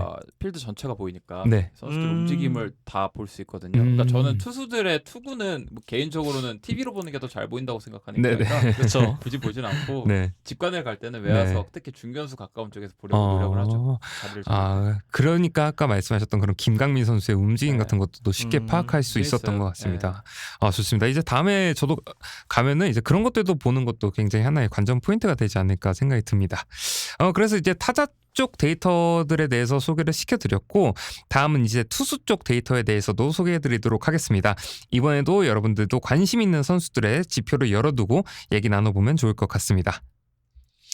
이제 투수 쪽 데이터에 대해서는 각각 어떤 의미가 있는지 그리고 혹시 이 선수 뭔가 이 지표가 굉장히 재밌다라고 하는 선수가 있으면 좀 소개시켜 주시면 감사하겠습니다. 근데 사실 투수 쪽 페이지가 타자 쪽이랑 그렇게까지 크게 맞아요. 다르진 않습니다. 그렇죠. 이게 타자 같은 경우에는 뭐 타율이 있으면 투수 쪽은 피안타율이 있고 그렇죠? 이런 식으로 그냥 리버스에서 생각을 해주시면 되기 때문에 네네. 직관적이에요. 네 당연히 이제 투수들 같은 경우에는 뭐 그런 엑스스탯들이 수치가 높으면 안 좋은 거겠죠. 그렇죠. 네, 네. 그런 의미에서 타자 쪽이랑 단순히 반대로 생각해 주시면 좋을 것 같고 네네. 좀 이제 눈여겨볼 만한 것들은 뭐 어떤 것들이 있을까요? 저는 사실 요새 WHIFF 그러니까 일명 휘프레이트만 거의 다 그냥 대충 보고 넘어가기 때문에 그러니까 네. 저는 세번트에서는 주로 야수를 보는데 네. 시간을 네. 많이 할애하고요. 네네. 투수 같은 경우에는 저는 세번트에서 그 지표들을 일일이 뜯어보기보다는 이 선수의 레퍼토리 그리고 그리고 히트맵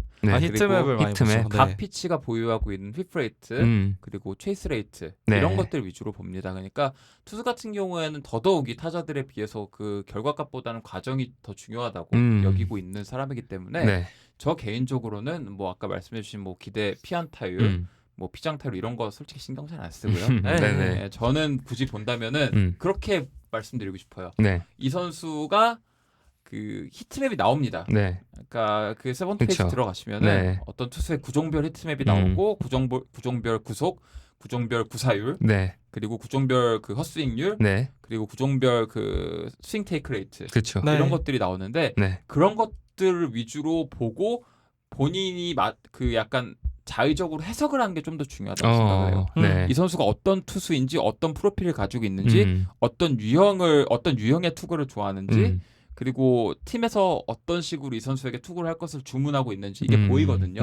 조금만 신경을 쓰면은. 네네. 그래서 투수 같은 경우에는 저는 굳이 지표를 뭐 하나 눌러가지고 봐야 된다면 네. 사실 그 피치 밸류라는 게 네. 시즌 단위로 워낙에 널뛰게 하는 경향도 있고 네. 그렇죠. 같은 투수라도 이게 뭐 아주 유의미하게 뭐 어떤 선수의 퀄리티를 나타내는 그 지표라고 생각을 하진 않아요. 하지만 그럼에도 불구하고 시즌 단위로 봤을 때 어떤 투수가 가장 좋은 구종을 가지고 있는지 네. 이 정도는 우리가 볼 수 있거든요. 네. 그래서 그 뭐라고 해야 되나 그 피치 밸류 스탯 같은 거 시즌 단위로 들어가서 리더보드 쫙 나열해가지고 보시면은 네네. 누가 올해 가장 좋은 패스트볼을 던지는지 누가 가장 좋은 슬라이더를 던지는지 네. 뭐 이 정도는 우리가 알아볼 수 있어요. 그러니까 네. 이거는 철저하게 결과값에 기반해서 나옵니다. 그 피안타율, 뭐 피장타율 이런 걸 기반해서 나오고 있는데 네. 뭐 몇 개 이제 말씀드리자면은 올해 구종별로 가장 좋은 네. 그 밸류를 보여주고 있는 투수들이 누군가 한번 살펴봤더니 네. 네. 포심 같은 경우에는 클리블랜드의 불펜 케이드 스미스. 아 맞아요. 이 선수가 왜 그렇게 좋은 건가 했더니 네. 무브먼트가 동일 구속 대비 타 투수들에 비해서 굉장히 좋더라고요. 네네. HV 가리지 않고 둘 다 굉장히 좋아서 되게 재밌는 페스티벌을 던진다 이렇게 보시면 될 것 같고 그리고 정통 파워 피처 헌터 그린. 헌터 그린. 이번에 포심 런밸류가 미쳤습니다. 네. 리그 최고의 포심을 던지는 투수 중에 하나고 그다음에 슬라이더 같은 경우에는 이제 낭만 돌아온 크리스 세일. 크리스. 와. 세일이 드디어 부활을 했죠. 그쵸. 몇 년 동안 고생을 하더니 네. 올해 이 슬라이더가 미쳐 날뛰면서 이제 에이스의 모습을 되찾았고 커터 같은 경우에는 2명이 있어요. 네. 에마뉴엘 클라스하고 네. 선발 코빈 번스. 네. 우리 번스 선생님 이제 오늘 녹음 일자 기준으로 이제 시원하게 맞고 내려가시긴 했는데 네. 뭐 아무리 잘하는 투수도 1년에 2-3번은 맞으니까 맞아요. 네. 이렇게 신경 안 써도 될 것 같고 체인지업 같은 경우에는 약간 의외의 이름이 하나 있는데 올해 최고의 체인지업을 던지는 투수는 크리스토퍼 산체스라고 와, 합니다. 필라델피아에. 되게 네, 이 선수 네. 같은 경우에는 제가 개인적으로 좋아하는 선수인데 제가 로건 앱이나 크리스토퍼 산체스 이런 계열의 선수들을 네. 그런 게 있어요. 저는 이런 유형의 투수들을 좋아하진 않아요. 스토프가 뛰어나진 않고 네. 어떤 특정한 머니 피치가 있진 않아요. 네네. 근데 자기가 보유한 그 레퍼토리 안에서 엑세큐션, 그러니까 실행을 완벽하게 하는 투수들이에요. 그래서 크리스토퍼 산체스도 이 체인지업을 기반으로 네. 엄청나게 땅볼을 많이 유도하면서 올해 굉장히 좋은 성적을 기록해주고 있거든요. 그렇죠. 체인지업 그래서- 다 네. 존 하단에 네. 꽂아버리잖아요. 그쵸. 그렇죠. 음. 그래서 이 산체스 같은 경우가 이제 올해 최고의 생산성을 보여주고 있는 체인지업을 던지고 있고 싱커 같은 경우에는 이제 몇 명이 있는데 네. 잭 윌러, 잭 필러. 로건 네. 웹, 네. 이렇게 2명에다가 불펜 중에서는 뭐 불펜이 싱커 던진 경우가 별로 없으니까 그쵸. 이제 뭐 이렇게 딱히 없는데 이제 뭐 호세 소리아노라든가 아니면 뭐 이제 션마네야 네. 이제 매치팬이다 보니까 올해 굉장히 음. 고마운 투수고 그리고 폴 스킨스 폴 스킨스. 엄청나더라고요. 그렇죠. 그리고 보다 보면은 이게 투수 같은 경우에 참 재밌는 게 네. 어떤 투수의 공이 기가 막힌다 하면은 실제로 런 밸류가 높게 찍히더라고요. 네, 네. 어쩔 수 없이 눈에 보이는 게 있다 네. 보니까. 그래서 또 이제 싱커까지 알아봤고 그리고 약간 좀 의외로 제가 원래는 이 선수의 어떤 특정 피치가 나름 괜찮지 않나라고 생각했던 것 중에 하나가 이제 트리스턴 맥켄지가 네. 잘할 때는 네. 그 포심이 나름 괜찮았잖아요. 네, 네. 근데 올해 트리스턴 맥켄지가 샘플은 좀 적긴 한데 리그 최악의 패스트볼 완전히 망가졌더라고요. 네, 네. 그러니까 뭐 장타는 장타대로 다 맞고 커맨드도 안 되고 그래서 지금 음. 압도적인 리그 꼴찌 패스트볼 기록하고 있고 네, 네. 그다음에 뭐 작년에 좀 그래도 괜찮았던 투수들 중에 올해 망가진 선수들 몇 명 이제 해보자면 스트로먼 슬라이더 안 좋고 네. 스트로만. 그다음에 뭐 또 카를로스 로돈 슬라이더 망가졌고 이제 몇 명 있습니다. 제게 네네. 풀린 커브볼 망가졌고 네. 약간 이런 식으로 해서 이런 것만 보더라도 이 네. 런밸류라는 게 그 연 단위로 네. 열뛰기가 심하다는 거. 그러니까 그러니까 우리가 원래 이 선수의 주무기는 이거다라고 생각하고 규정을 그쵸. 지어놓는 경우가 많은데 네. 막상 뜯어보고 네. 이제 연 단위로 이 런밸류를 살펴보게 되면은 네. 투수가 워낙 예민한 동물이고 그쵸. 그 구속 1마일 1마일에 예민하게 이제 네. 반응을 하고 네. 커맨드도 이제 연 단위 그 레퍼토리 구성에 따라서 음. 굉장히 널뛰기를 하는 네. 경우가 많기 때문에 네. 이 연속성이 있는 것 같지는 않아요. 네. 그래서 그냥 시즌 단위로 이 시즌에는 이 투수의 이 구종이 좋았구나 네. 뭐 이 정도만 참고를 하시는 게 좋지 네. 얘의 구종 이게 최고야 얘는 네. 앞으로도 이걸 먹고 살 수 있어 이렇게 보시면 안 될 것 같아요. 네네. 좋습니다. 그래서 이 부분도 아까 들어가셨던 거기에서 이제 플레이어 피칭 부분에서 확인할 수가 있습니다. 플레이어 피치 아스널 스탯. 피치 그쵸. 아스널. 네. 피칭 들어가면은 피치 아스널 스탯스에 들어가고 밑에 이제 뭐 피처스 뭐 올 피치 타입스 뭐 이렇게 해서 상세 페이지로 구분해가지고 볼 수가 있습니다. 그래서 보면은 이제 런밸류가 높은 선수들도 확인할 수 있고 반대로 런밸류를 다시 한번 클릭하면은 낮은 순, 되게 잔인하지만 낮은 순으로도 이제 분류가 됩니다. 그래서 저도 지금 보는데 헌터 그린의 포심이 엄청나요. 네. 런밸류가 2위. 네. 야 그리고 크리스 세일이 19로 런밸류 슬라이더 가 런밸류 압도적인 19네요. 네. 야, 그래서 이런 선수들을 보는 것도 굉장히 좋은 이건 굉장히 좋은 이런 좀 재미 요소가 되지 않을까라는 생각이 듭니다. 그리고 이제 한 가지 더. 네. 이게 굳이 어떤 유의미하게 좀 내가 뭔가 분석을 해보고 싶고 해석을 해보고 싶다 하시는 분들은 네네. 피치 무브먼트 안에 들어가시면은 그래도 좀 볼만한 스탯들을 많이 네. 찾아볼 수 있어요. 이게 네. 뭐냐면 그 피치 무브먼트, 그러니까 버티컬 무브먼트랑 호리존털 무브먼트, 가로 세로 무브먼트 인치 네네네네. 단위로 이제 보여주고 있는데 네. 그 리그 평균 대비라고 이제 뜨기는 해요. 네네. 그러니까 리그 평균 대비라고 뜨는데 이거 약간 주의하셔야 될 점이 네. 여기서 나오는 리그 평균이라는 거는 그 구종 전체의 리그 평균이 아니라 네. 예를 들어 뭐 여기 딱 있네요. 뭐 라이언 페피엇, 음. 라이언 페피엇 같은 경우에 포신 페스티볼이 버티컬 무브먼트가 리그 평균 대비 3.1인치가 더 나온다라고 네. 일단 뜨고는 있는데요. 네네. 이게 리그 전체 포신 페스티볼이 아니라 네. 라이언 페피엇의 평균 페스티볼 구속이 94.9마일입니다. 네네. 근데 아. 이 무브먼트 기준이 뭐냐면 네. 이 선수의 평균 패스트볼이 95마일로 잡혀 있다면은 네. 이 무브먼트 비교하는 기준선은 93마일에서 97마일 사이에 있는 패스트볼과 비교를 했을 때 무브먼트가 이만큼 평균치에서 이득을 네네. 보고 있다. 플러스 더 크다. 마이너스 2마일. 그렇죠. 그러니까 이 플러스 마이너스 2마일 기준으로 네. 그 모든 공들 같은 구종을 비교했을 때 네. 이만큼 더 무브먼트가 있다라는 걸 나타내고 있기 때문에 네네. 착각을 하시면 안 돼요. 네네. 그래서 모든 구종 다 같은 기준이 적용되고 있고 네.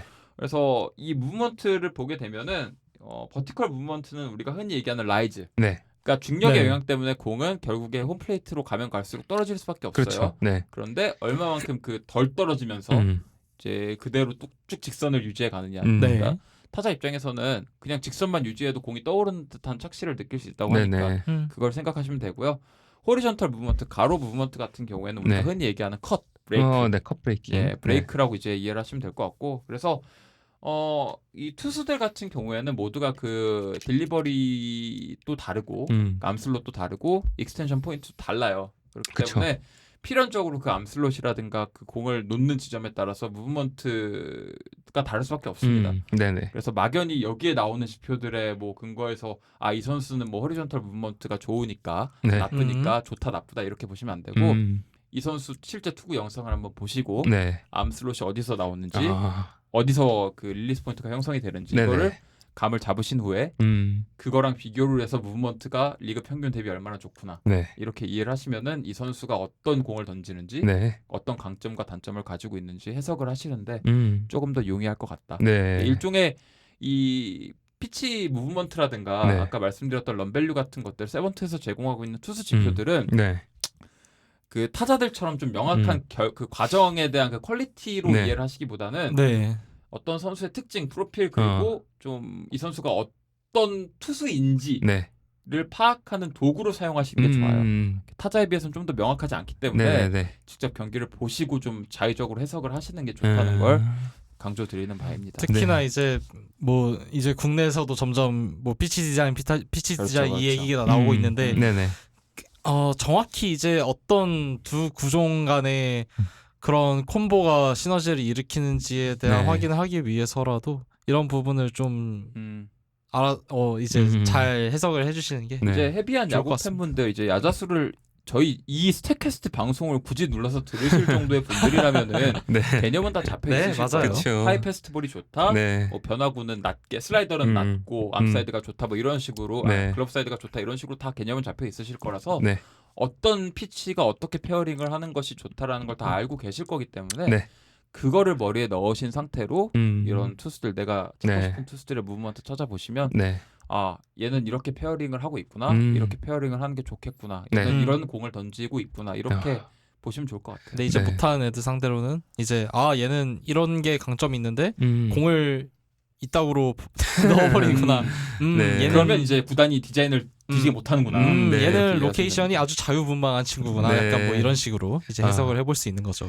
네, 좋습니다. 그래서 이제 투수 쪽 데이터들은 이제 사실 아까 그 페이지보다 투수 선수에 대한 페이지보다 이런 상세 리더보드 페이지 같은 데 들어가면은 더 재밌고 유의미한 기록들을 볼 수 네. 있다라는 네. 설명까지도 주셨습니다. 그렇다면은 이외에도 뭐 비주얼스나 리더보드 페이지에서 어떤 것들을 또 추가적으로 확인할 수 있는지도 궁금합니다.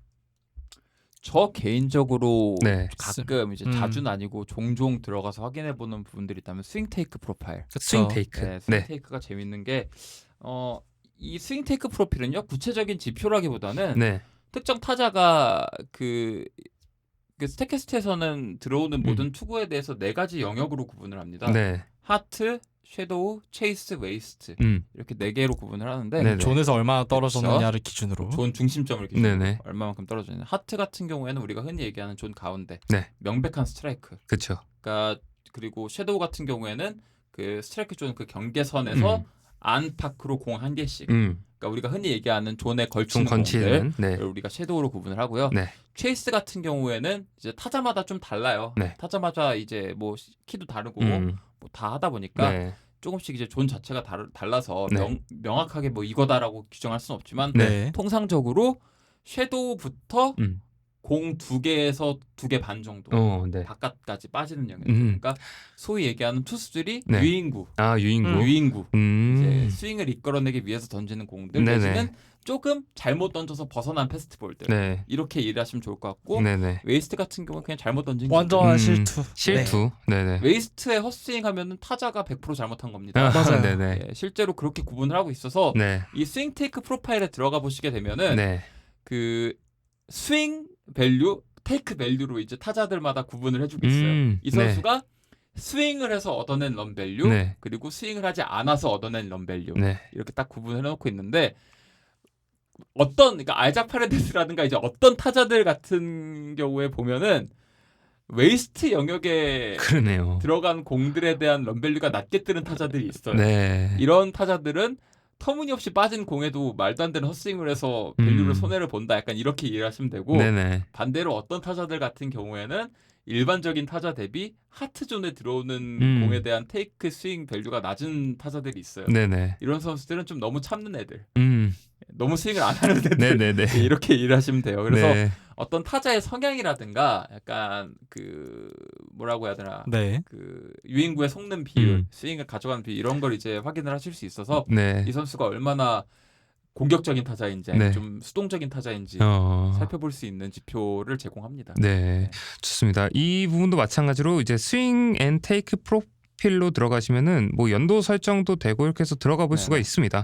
그래서 하면은 오른쪽으로 쭉 보면은 이제 런스라고 해서 방금 말씀해주신 허트, 섀도우, 체이스, 웨이스트 그리고 이제 전체 지표로 해가지고 나와 있는데 이 부분 역시 에런 저지와 후안 소토가 그리고 바비 주니어까지 하는데 에런 저지의 그 이제 그 지표가 굉장히 재밌습니다. 이제 76으로 압도적인 1등인데 네. 그 2위 후안 소터가 56점이에요. 그래서 이런 것들도 보면 사실 그 허트 부분에서 에런 저지가 굉장히 높은 수치를 기록하고 있네요. 31로. 이러면은 이제 이 선수가 어떤 공을 좀 노리고 있는지도 좀 확인할 수 있는 그런 부분이지 않을까라는 그러니까 이제 생각이 듭니다. 정중앙에 던진 공들 그쵸. 같은 경우에는 뭐 저지가 이제 31점을 기록하고 있다는 뜻은 네. 그냥 자비가 없다는 네. 거죠. 실제 던지면 넌 홈런행이다. 그렇죠. 라는 거고 좀 특이한 건 후안 소토가 섀도우존에서 지금 빵점이에요. 빵점이 근데 이게 평균치로 치면 나쁜 건 아닌데도 불구하고 지금 소토의 타격 퀄리티 치고는 사실 좀 많이 아쉬운 편이거든요. 네네. 뭐 이런 것도 좀 볼 수 있고 체이스 레이트에서 가장 이제 안 좋은 수치를 기록하고 있는 타자들을 봤을 때 정말 우리가 생각하는 그 출루율이 저열한 뭐 예를 들어서 프리스윙어 계열 네 세단 라파엘라 네네. 뭐 그 바에즈 네. 그리고 뭐 PCA 네. 이런 선수들이 있죠. 네. 크로 암스트롱. 그러네요. 케빈 키어마이어. 네. 이런 선수들까지도 확인할 수 있네요. 되게 이 부분들을 사실 이렇게 보고 있으면은 내가 응원하는 선수 혹은 우리 팀에 있는 선수가 이런 지표가 있구나라는 것들을 좀 확인할 수 있을 것 같습니다. 그래서 후안 소토가 섀도우가 빵점인 것도 사실 되게 재밌는 것 같아요. 네. 그러니까 이 런스 밸류 보게 되면은 체이스랑 웨이스트 부분에서는 대부분의 타자들이 양수를 기록합니다. 그러니까 단도직입적으로 말하면 당연히 체이스나 웨이스트 존에 던지면은 타자들이 잘 참으니까. 그렇죠. 그냥 참기만 해도 밸류가 올라가요. 맞아요. 그렇죠. 당연한 거죠. 볼 스트라이크 그 카운트로 얻는 이득이 생기잖아요. 그래서 저는 개인적으로 어떤 타자가 그 퀄리티가 있는지 없는지를 볼 때 제일 먼저 눌러보는 게 그 시즌 단위로 제일 먼저 눌러보는 게 뭐냐면 섀도우를 눌러봅니다. 네네. 섀도우 눌렀을 때 양수가 좀 유의미하게 나오거나 그 밸류 방어가 잘 된다면 그 시즌에 잘하고 있는 타자들이 대부분이에요. 네네. 그리고 하트존에 들어가는 거는 당연히 당연히 때려야 되는 거고. 근데 이제 또 체이스를 딱 눌렀는데 방금 말씀해 주신 것처럼 음수가 뜨는 친구들은 좀 마탱이가 간 친구들. 제정신이 아닌 친구들. 네. 이렇게 보시면 될 것 같아요. 네. 그래서 방금 말씀하신 그 섀도우 부분에서 1위는 17로 이제 바비 주니어가 랭크되어 있네요. 그래서 이런 부분들도 사실 그 되게 막 그 사실 상세하게 알려주는 데가 사실 없잖아요. 그러다 보니 저희 방송을 들으신 분들도 이런 부분들도 이제 좀 지켜보시는 것도 굉장히 좋은 그런 좋은 이제 관전 포인트가 될 것 같다라는 생각이 듭니다. 또 다른 것들이 있으면 또 어떤 게 있을까요? 뭐 이제 우리가 이제 타격에 관련된 것들은 저희가 쭉 다 이제 언급을 해봤잖아요. 네. 네, 어지간한 건 다 다뤄가지고 벌써 1시간이 넘어가 버렸는데 그러네요. 이제 마무리는 슬슬 이제 수비 쪽 저희가 음. 언급을 안 했던 부분들 저희가 외야라든가 내야 OA 같은 건 얘기를 했으니까 네. 포수 쪽이. 조금 이제 포수 쪽 네. 이제 포수가 저는 개인적으로 그 수비가 가장 중요한 포지션이라고 이제는 생각을 하거든요. 네, 근데 네. 몇 년 전만 하더라도 포수도 뭐가 수비가 중요해 결국엔 타격이 중요하지라고 했는데 그 몇 년 보다 보니까 네. 이제 스태캐스트도 이제 보게 되고 더 오히려 좀 더 찾아보고 하다 보니까 네. 그 몇 년 전에 저는 약간 너무 그 뭐라 그러죠 그 골짜기 있잖아요 그 무지의 골짜기 그거 그 애매하게 할 때 더 네. 약간 그 뭔지 근데 알아요. 이제는 네. 조금 더 그래도 주변 사람들한테 물어보고 이런저런 지표보고 글도 읽고 좀 나름대로 좀 더 알아가다 보니까 네. 포수는 수비를 잘해야 된다. 음. 괜히 스태캐스트에서 포수 수비에 가중치를 주는 게 아니에요. 네, 네, 맞아요. 예, 왜냐면은 단도직입적으로 말씀을 드리면은 음. 한 경기 안에서 공을 가장 많이 받는 게 포수입니다. 그쵸. 맞아요. 네. 결국에는 모든 플레이의 시작점은 투수 포수에서부터 시작을 하기 때문에 네네. 투수만큼이나 포수가 결국에는 팀의 실점에 관여하는 바가 크다. 그래서 이제는 포수의 수비 굉장히 중요하다는 걸 인지를 했고 네. 그래서 세번트에서 제공하고 있는 각종 포수 수비에 관련된 지표에 대해서 설명을 드리도록 하겠습니다. 네네. 일단 우리가 몇 가지 영역이 있죠. 포수 수비를 얘기할 때 중요하다고 하는 것들 몇 가지. 블로킹, 네. 프레이밍, 그리고 도루 저지. 네. 이 세 가지 영역인데 뭐 리드 이런 거는 뭐 이제 제가 알기로 하고 네네네. 있는 그거는 거니까. 뭐 모르는 거죠. 네, 이제 포수 블로킹에 대해서 먼저 말씀을 드리자면 네. 스태캐스트에서는 캐처 블로킹이라는 그 지표를 제공하고 있는데 굉장히 나름대로의 기준을 확고하게 잡아놓고 있습니다. 네. 맞아요. 그 일단 투수가 던진 모든 공의 속도, 로케이션, 무브먼트, 포수가 위치한 그 위치, 그리고 투수와 타자의 주손 여부, 그리고 뭐 좌타, 우타, 좌투, 우투 여부까지 고려를 해서 네. 특정한 투구가 패스트볼, 그러니까 빠져나간 공, 직구가 아니라 패스트볼, 와일드 피치, 네, 와일드 피치가. 피치 패스트볼로 이어질 확률을 산출을 하고요. 그 산출한 확률을 기반으로 포수가 해당 투구를 실제로 블로킹하는데 성공했는지 여부를 비교합니다. 네. 그래서 기대 패스트볼 와일드 피치 대비 실제 패스트볼 와일드 피치를 구해요. 말이 그래서 좀 어렵죠? 어려운데, 네. 네. 예상되는 그러니까 기대 와일드 피치 패스트볼 숫자와 네. 실제 패스트볼 와일드 피치 숫자를 비교를 한 다음에 네. 이걸 기반으로 해서 BAA라는 거를 구합니다. 그러니까 블록스 어버브 에버리지. 네. 평균 대비 평균 대비 블록. 얼마나 블로킹을 얼마나 잘했냐. 블로킹을 잘했냐를 구해서 네네. 네. 최종적으로 이걸 기반으로 블로킹 밸류를 산출을 하는데요. 네.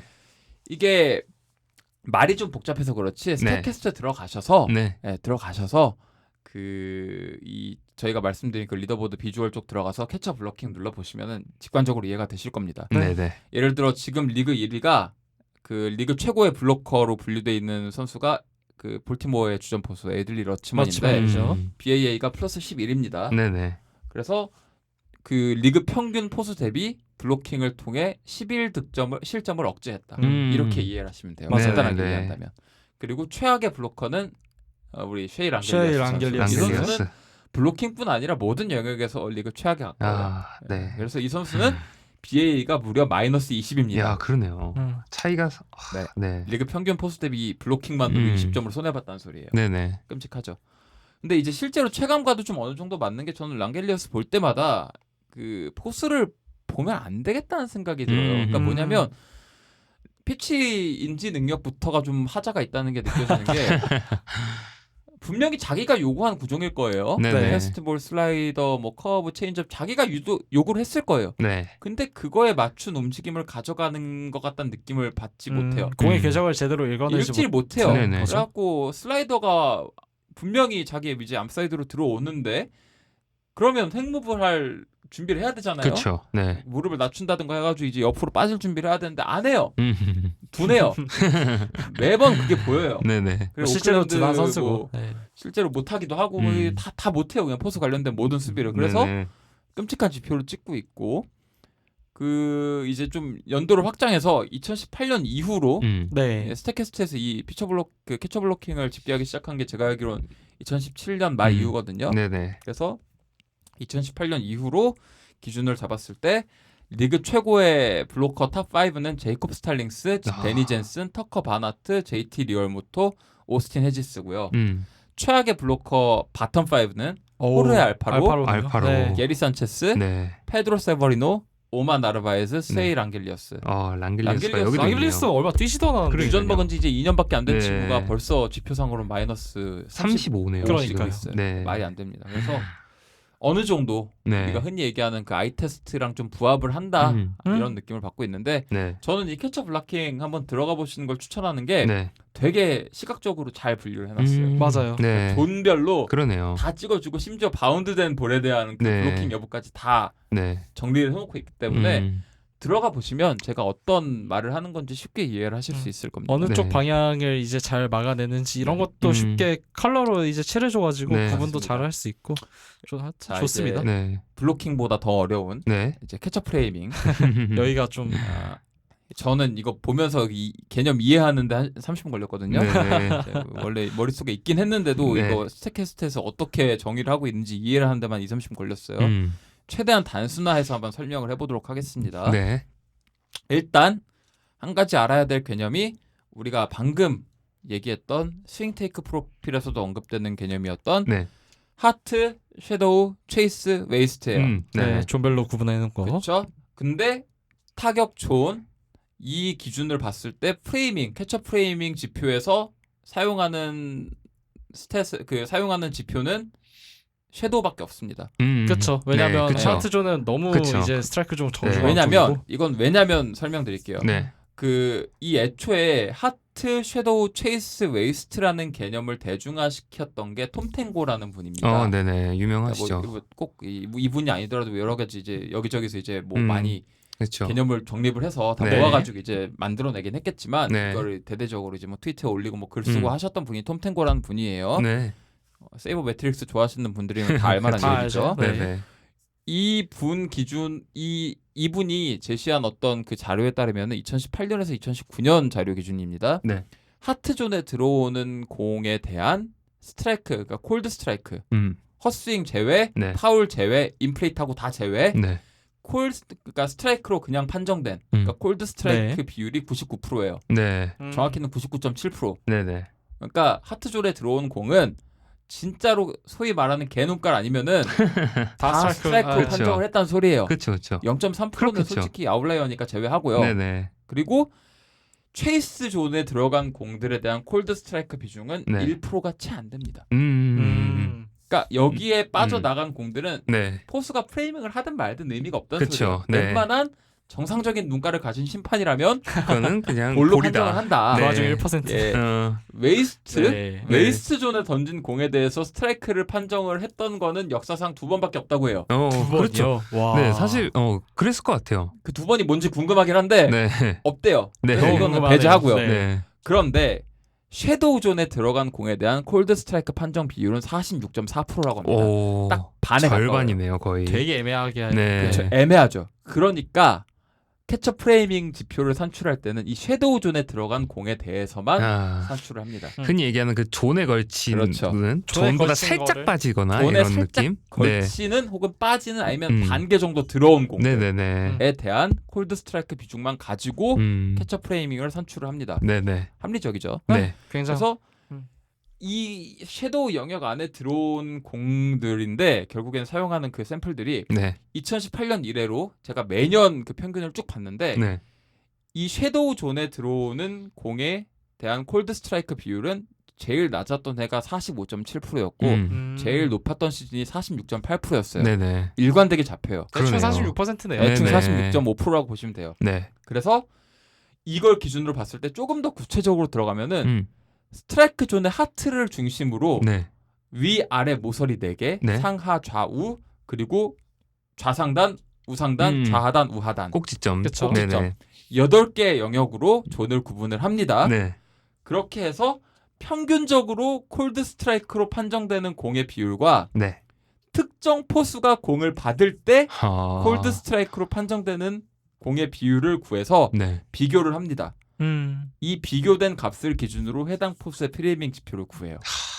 굉장히 합리적이네요. 그러네요. 대충 이해가 되시나요? 네, 네, 이제? 네. 예. 그래서 상하 좌우 같은 경우에는 우리가 야구를 이제 오래 보신 분들이라면 이제 직관적으로 이해가 될 거예요. 네네네. 상하 좌우는 그래도 모서리들에 비하면은 콜드 스트라이크 판정 비율이 높아요. 그렇죠. 그렇죠. 네. 55에서 65% 사이예요. 네네. ABS 이전 시대를 말하는 그렇죠. 겁니다. ABS 네. 이전을 얘기하는 겁니다. 네. 근데 좌상단, 우상단, 좌하단, 우하단, 모서리는 그 구석탱이는 어지간해선 모서리에 비하면 콜드 스트라이크 판정 비율이 낮아요. 네네네. 이거를 각각 비교를 하는 겁니다. 네. 그래서 재밌는 건 뭐냐면 포수들 중에 프레이밍이 좋은 포수들 중에서도 특정 영역에 대해 존에서는? 유난히 프레이밍이 좋은 경우가 있어요.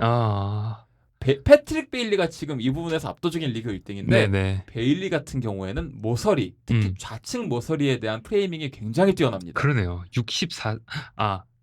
네, 그러네요. 네, 네네. 리그 평균 대비 10% 가까이 더 콜드 스트라이크를 잘 받고요. 네. 그 대신 당연하게도 구성 모퉁이 4개에 대해서는 네. 평균 이상 특출나진 않아요. 네네. 근데 좌우로 빠지는 공에 대한 프레이밍이 굉장히 뛰어나요. 네. 그러네요.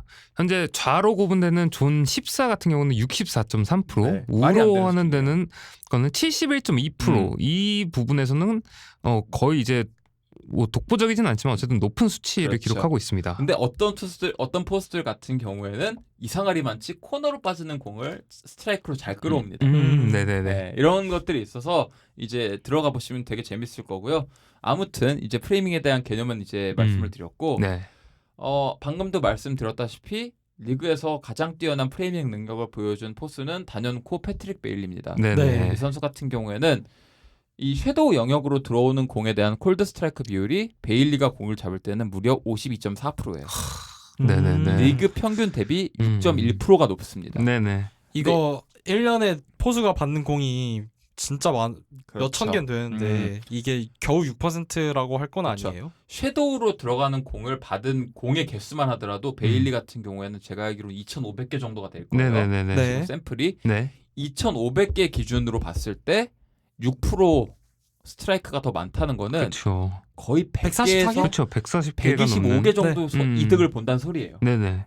엄청난 차이입니다. 그러네. 한 시즌 다니는 네네. 거예요. 네. 그래서 뭐 이런 식으로 이제 이해를 해주시면 좋을 것 같고, 반대로 시즌 최악의 프레이밍을 보여준 포스트를 꼽자면 야이너 디아즈, 네. 여기서도 이름이 나오는 쉐일 앙겔리어스, 코너 웡, 루이스 캄푸사노, 캠프사노. 그리고 네. 비율로 따져봤을 때는 얀 곰스, 네. 루크 메일리, 터커 바나트 정도가 있는데 이 중에서 얀 곰스 같은 경우에는 네.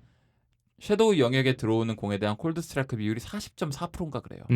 40.6이네요. 40.6%네요 지금. 6% 가까이 손해를 본다는 소리입니다. 네네. 그러면 이제 베일리랑 비교해봤을 때 250개. 거의 1년에 250개의 차이를 그러네. 보여주고 있다. 풀타임으로 네. 뛴다고 가정했을 때 네.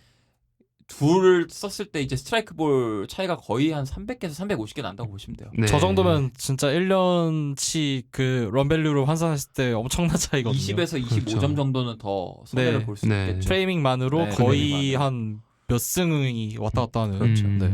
그래서 이 프레이밍이 사실 그 본격적으로 개념이 대두되기 시작한 이후로는 포수 수비에 있어서 가장 중요한 요소 중 하나로 꼽히잖아요. 그렇죠. 그래서 왜 그런가 이제 한번 쭉 찾아보게 되면은 저희가 방금 말씀드린 것만 보더라도 이해가 가실 거예요. 네. 1년에 거의 공 300개 정도를 손해를 보는 셈이라 그러네요. 베일리를 쓰는 거랑 곰스를 쓰는 거랑 차이가 그 정도라고 네. 생각을 하면은 네. 예, 이해가 가실 겁니다. 잃어버린 유강남의 실력을 들려줘. 그렇죠. 아니 사실 그래서 이 지표들도 이렇게 지켜보시면은 뭐 그렇게 큰 변화는 없을 겁니다. 여러분들이 이 방송을 들을 때도 비슷한 수치를 기록하고 있을 텐데 패트릭 베일리가 아까 이 전에 이제 봤었던 이제 그 부분에 있어서는 전에 이제 봤었던 부분에서는 그렇게 높은 수치가 블로킹. 아니었단 말이죠. 네. 블로킹 부분에서는. 근데 이제 패트릭 베일리의 프레이밍 부분에서는 이제 독보적인 1등을 달리고 있는데 아까 확인했었던 패트릭 베일리의 수비 지표를 놓고 봤을 때는 100분율 100%였단 말이죠. 그러니까 그 가장 포수에서는 가장 좋은 수비를 보여주고 있다라는 게 이제 지표로 나와 있는 거는 결국에 그만큼 이제 프레이밍에 대해서 힘이죠. 독보적인 네. 실력을 갖고 있고 그리고 프레이밍에서 독보적인 이제 팀의 승리를 갖다주는 그런 선수라고 분류가 되는 거기 그렇죠. 때문에 굉장히 이 프레이밍이라는 것 자체도 이렇게 되게 낭만 있는 수치로 나와 있는 것 같아요. 그래서 존별로도 존 11, 존 11부터 존 19까지 해가지고 중간에 이제 이런 부분들도 다 확인할 수가 있는데 이런 것들도 보는 것도 재밌을 것 같습니다. 하지만 이제 메이저리그에 만약에 그쵸. ABS가 ABS가 도입해서 정상화가 된다면 정상화.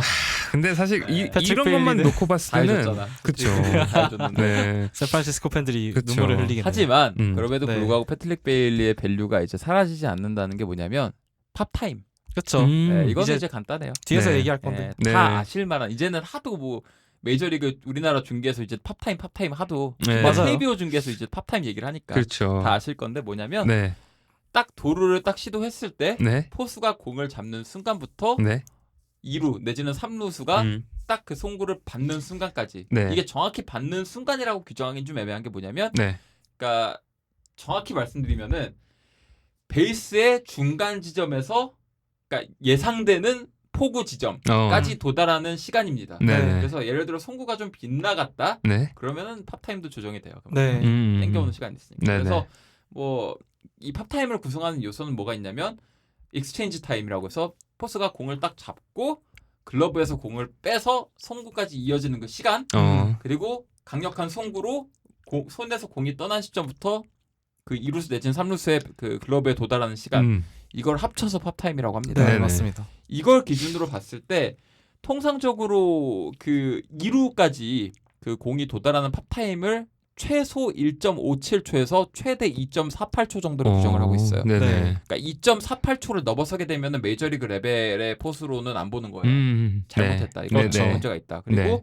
3루 팝타임은 1.24초에서 2.38초. 네. 조금 더 이제 그쵸. 낮아지죠. 짧겠죠. 네. 2루까지보다 3루까지가 더 짧으니까. 그렇죠. 그리고 익스체인지는 보통 0.43초에서 1.27초. 네. 그러니까 글러브에서 공을 빼서 던지는 그 순간까지 그렇죠. 메이저리그 포수라면 1.2초 안에는 해야 된다. 빠른 경우에는 0.4초. 네. 이렇게 이제 잡히고 있는데 네. 여기서 패트릭 베일리가 종합적으로 굉장히 좋은 리그 최상급의 지표를 찍고 있기 때문에 네. 굳이 프레이밍에서 좀 이제 ABS가 설령 도입이 돼서 수혜를 보지 못한다 하더라도 여전히 리그 중상위권의 포수는 될 것이다. 네. 이렇게 이해를 해주시면 좋을 것 같아요. 네. 이 부분에 있어서 이제 가장 큰 문제를 드러내고 있는 포수가 워싱턴의 키버트 루이스죠. 네, 루이스 친구가 키버트 루이스. 네. 리그 팝타임이 최하위권에 그쵸. 해당하는 2.08초예요. 그러네요. 이게 말도 안 되는 게 그 1위 공동 1위가 그란달인데 그란달은 사실 주전 포수라고 보기는 그쵸. 어렵고 네. 여기서 이제 주전 포수는 키버트밖에 없는데 네. 이 선수가 심지어 나이가 많은 것도 아니잖아요. 네네. 오히려 엄청 어린 편에 속하는 포수인데 네. 또 불구하고 지금 이게 몇 년째 고쳐지지 않는다는 점은 문제가 좀 있죠. 예 문제가 있습니다. 이게 왜 2.08초라는 지표가 왜 문제가 되는 거냐면요. 네. 보통 리그 평균 그 도루 성공한 그 케이스들만 놓고 봤을 때 그 시간이 뭐 얼마냐면 1루에서 2루 도루 얘기하는 겁니다. 네. 2루 도루 했을 때 1.87초 정도 안에 넣어야지 도루를 저지할 수 있다는 게 평균값이에요. 그러니까 보통 도루를 성공한 그 주자들의 그 속도가 1.85초에서 1.92초 사이입니다. 평균이. 네네. 맞아. 빠른 주자들 같은 경우에는 뭐 1.75초 정도가 나오는데 네. 그건 진짜로 빠른 뭐 듀란이라든가 뭐 엘리 델라크루즈 이런 선수들의 케이스고 네. 보통은 1.85초. 네. 그거보다 팝타임이 낮다는 거는 평균 기준으로 봤을 때 음. 일관되게 도루를 허용할 가능성이 높다는. 네. 예, 그래서 보통 엘리트급 포수의 팝타임은 1.75초를 기준으로 산정을 합니다. 그러니까 1.6초 대 초반이 나오면 보통 도루를 시도를 안 하는 게 좋다는 식으로 결론이 네. 나고요. 네. 보통 1.7초 이하로만 잡혀도 네. 이거는 웬만하면 도루를 잡는다. 이렇게 보통 해석을 합니다. 네, 좋습니다. 그래서 이 부분에서 이제 1위로 나와 있는 선수가 이제 패트릭 베일리. 어쨌든 그 출장 경기가 많기 때문에 이제 패트릭 베일리가 1.85로 이제 이 부분에서 1위를 하고 있기 때문에 아무리 ABS가 도입이 되더라도 그쵸. 패트릭 베일리의 가치가 떨어지지는 않을 것 같다라는 그런 말씀도 덧붙여서 해주셨습니다. 팝타임이 1.85 정도로 나오네요. 네, 근데 그러네요. 굉장히 그러니까 이 팝타임이라는 것도 참 재밌는 게 그 플레이 단위로 굉장히 빠르게 잡힐 때는 아까 말씀드렸던 1.6초 대 아니면 네네. 1.7초 대 초반이 나오는 경우도 있어요. 그리고 이런 패트릭 베일리 같은 포스들도 가끔 꼬일 때는 2초대가 나오고 이러는데 네, 결국에는 평균값이니까. 그렇죠, 그렇죠. 평균적으로 얼마나 일관되게 잘 우리 이제 키버트 던지냐. 친구는 평균적으로 2초를 걸리니까. 그렇죠. 그게 문제인 거죠. 근데 패트릭 베일리 이전에는 사실 원래는 리얼토가 항상 몇 년째 팝타임 1등이었었거든요. 그렇죠. 제가 알기로. 네, 근데 이번에 최초로 네. 최초가 아닌가? 최초 최초죠. 아니죠? 최초는 아닌데. 네, 몇 년 왔다 갔다. 네, 몇 년 왔다 갔다 하셨는데 음. 지금 오랜만에 좀 다른 선수들이 상위권에 올라와서 좀 보는 맛도 있네요. 네, 좋습니다. 그래서 이 부분도 들어가 보시면은 이제 2루 도루 저지를 몇 번을 시도를 했는지, 뭐 그리고 이제 이 팝타임이 몇 초가 걸리는지 이런 것들까지도 이렇게 순서대로 직관적으로 좀 확인을 할 수가 있을 겁니다. 네. 네. 그래서 네. 이제 그 다음에는 이제 베이스 러닝에 대해서도 얘기를 좀 해보고 싶은데요. 베이스 러닝에 대해서 또 지켜볼 만한 지표가 어떤 것들이 있는지 궁금합니다. 네, 이제 드디어 여기까지 왔네요. 네. 거의 마지막이죠 이제. 베이스 러닝은 저는 개인적으로 베이스 스틸링 지표는 거의 안 봅니다. 네네. 네. 왜냐면은 뭐 다 아는 거니까 그쵸. 얼마나 걸리는지 방금 말씀드리기도 했고 네. 빠르면 1.8, 1.75초, 늦으면 보통 1.9초 안에는 들어가야 도루 성공을 한다. 약간 네네. 이렇게 이해를 하시면 될 것 같고 네. 이제 키버트 같은 친구들 상대로는 2초 걸려도 그쵸. 도루 성공한 경우가 있고 네. 뭐 그런 네. 건데 제가 주루에서 음. 제일 중요시하는 부분은 뭐냐면요. 네. 도루보다도 네. 추가 진로? 추가 진로. 추가 진로. 네, 네네. 어드밴스 베이스. 그러니까 네. 뭐냐면 제 생각에는 도루는 일정 수준의 성공률이 담보되지 않으면 안 하는 게 확실히 좋아요. 네. 그러니까 뭐 한 75%. 네. 보통 기준이 75% 그리고 볼륨이 좀 높은 경우에는 70%까지는 용납이 되는 느낌. 네. 그러니까 뭐 시즌 단위로 뭐 60개씩 도루를 한다. 그러면은 뭐 70%대 초반이어도 뭐 투수에게 위협이 될 수 있으니까 네네. 뭐 납득을 하는데 뭐 이거는 철저하게 제 기준에서는 도루 성공률이 중요하다고 보기 때문에 볼륨은 크게 신경을 안 쓰고 네네. 훨씬 중요한 거는 일반적인 루상에서 추가 진루를 얼마나 하는가. 네네. 이게 중요하다고 보거든요. 네네. 근데 이거는 이제 스태캐스트에서 제공하는 지표가 뭐가 있냐면 그 각각의 그 주자의 속도 네. 그리고 외야수의 어깨 음. 그리고 주자의 그 루상에서의 위치 네. 여기 이제 각각의 그 공과 그 루상에서 얼마만큼의 그 거리가 있는가. 네네. 그러니까 뭐 이런 여러 가지 변수들을 고려해서 네. 스태캐스트에서 나름대로 이 추가 진루 가능한 확률을 구해요. 네. 이것도 구하더라고요. 이게 네네. 얼마나 정확한지는 전 아직까진 모르겠는데 네네. 이것도 구하긴 하더라고요. 음. 그러니까 이 친구의 주력이라면은 이 네. 상황에서 추가 진루를 아. 할 수 있다라고 네. 규정을 하는 케이스들이 있고 네네. 그거를 쭉 다 샘플을 모아놓고 네. 근데 너는 이렇게 추가 진루가 가능한 상황이었는데 시도를 했네? 아니면 안 했네? 이걸로 또 이제 다 데이터를 네. 만들어놨더라고요. 네네. 제일 많이 시도한 선수가 지금 코빈 코빈 캐롤이고 캐롤. 네. 네. 그리고 제일 그 시도한 것 중에 그 성공 확률이 제일 높은 것도 코빈 캐롤이에요. 코빈 캐롤. 근데 그래서 절대적으로 네. 시도할 가능성, 그러니까 아, 추가 진루 네네네. 기회가 높았던 거는 바비 주니어랑 루이스 아라이즈. 네, 맞아요. 네네. 둘 나오고요. 네. 바비 주니어 같은 경우에는 스태캐스트 기준으로 추가 진루 기회가 160회가 있었다고요. 네. 근데 이 중에 실제 시도했던 경우는 그 80회 정도? 네. 82회 정도. 네. 50%가 50%가 살짝 넘게. 네. 이 중에서 성공을 했던 건 80회. 오. 그래서 추가 진루 성공을 이제 시도했던 거에 시도 대비 성공률은 99%. 그러네요. 네, 맞습니다. 이렇게 네. 나오고 그러니까 되게 복잡해요. 그러니까 네. 말은 복잡한데 네. 보시면 이해는 쉬워요. 네, 그러네요. 네, 그래서 뭐 약간 기회 대비 성공률 뭐 기회가 얼마나 있었는가. 근데 네. 여기 보시면 알겠지만 제가 방금 주자의 주력도 고려한다고 했잖아요. 네. 발이 빠른 선수들일수록 스태캐스트에서는 이 선수의 추가 진루 기회를 좀 되게 후하게 잡아요. 그렇죠. 네. 많이 주겠죠. 네, 그래서 네. 좀 약간 제 생각에는 조금 부당한 느낌도 있긴 해요. 네네. 발이 빠르다는 이유만으로 네. 어지간한 주자면은 그 약간 엄두도 못 낼 상황을 다 너는 뛰었어야 해 약간 이렇게 규정하는 느낌도 있어서 네네네. 약간 좀 엄격하다는 느낌이 있긴 한데 그래도 뭐 발이 빠르다는 게 메리트가 그런 거에 있는 네, 거니까. 그렇죠. 네, 그래서 네. 어느 정도 이제 감안을 하면 좋을 것 같고. 네. 반대로 이제 발이 엄청 느린 선수들한테도 이제 주는 디메리트가 있는데 그렇죠, 그렇죠. 예를 들어서 블라디미르 게레로 주니어가 추가 진루 기회가 136번 있었다고 해요. 네. 이게 전체 4등이거든요. 네네. 근데 우리가 아는 빌게주는 사실 뒤뚱뒤뚱거리기만 하지 이 선수가 전혀 빠른 선수가 아니잖아요. 네네. 그럼에도 불구하고 이렇게 136번의 추가 진루 기회가 있었다라는 거는 그만큼 얼마나 베이스러닝을 X같이 못했어. 얼마나 못했으면 혹은 네. 얼마나 적극적으로 안 뛰었으면 그냥 안전하게 간 거라고 볼 수도 안전한, 있겠는데. 그러네요. 네. 그래서 이걸 보게 되면은 올 시즌 기준 최고의 주자들은 코빈 캐롤, 제런 듀란, 제런드랑 네. 바비 주니어, 토마스 레인, 재즈 치좀 주니어, 잭슨 메릴, 마이켈 가르시아, 제이크 메카시, 앤서니 볼피, 네. 카일 이즈벨 이 정도로 나옵니다. 네. 우리가 네. 다 좋은 주자라고 생각되는 맞아요. 그러네요. 네. 네. 이 중에서 제가 특히 좀 약간 와 대단하다라고 느꼈던 거는 코빈 캐롤이랑 네. 또 토마스 레인 레인 토마스. 토마스. 이 네네. 선수 같은 경우에는 특히 레인 토마스 같은 경우에는 올해 풀타임 주전까지는 아니었잖아요. 그쵸. 네. 됐고 근데 그럼에도 불구하고 주어진 기회 안에서 추가 진로 성공 확률이 100%. 그러네요. 100%. 40번이나 성공. 네네. 그러니까 저는 개인적으로 이 지표를 어떤 식으로 이용하냐면 네. 그 주루 지능을 보는데 아. 좀 많이 써요. 네네. 이 약간 그 기회 대비 시도 비율이랑 네. 그 시도 비율 대비 성공 비율 이거 두 개를 보면은 발이 느린 선수들 중에서도 이 베이스 러닝 밸류가 꽤 괜찮게 나온 선수들이 있거든요. 네. 진짜 그런 네네네. 선수들은 네. 이제 일명 야구 센스가 야구 센스. 있는 선수들이죠. 네네네. 그래서 여기 같은 경우만 보더라도 뭐 매체프먼 같은 경우에도 양수가 그러네요. 나오고 있고 네. 뭐 엄청 빠른 선수가 아니잖아요. 네, 그렇죠. 그렇죠. 이 외에도 뭐 마이크 야스트렘스키도 양수가 나오고 있고 네.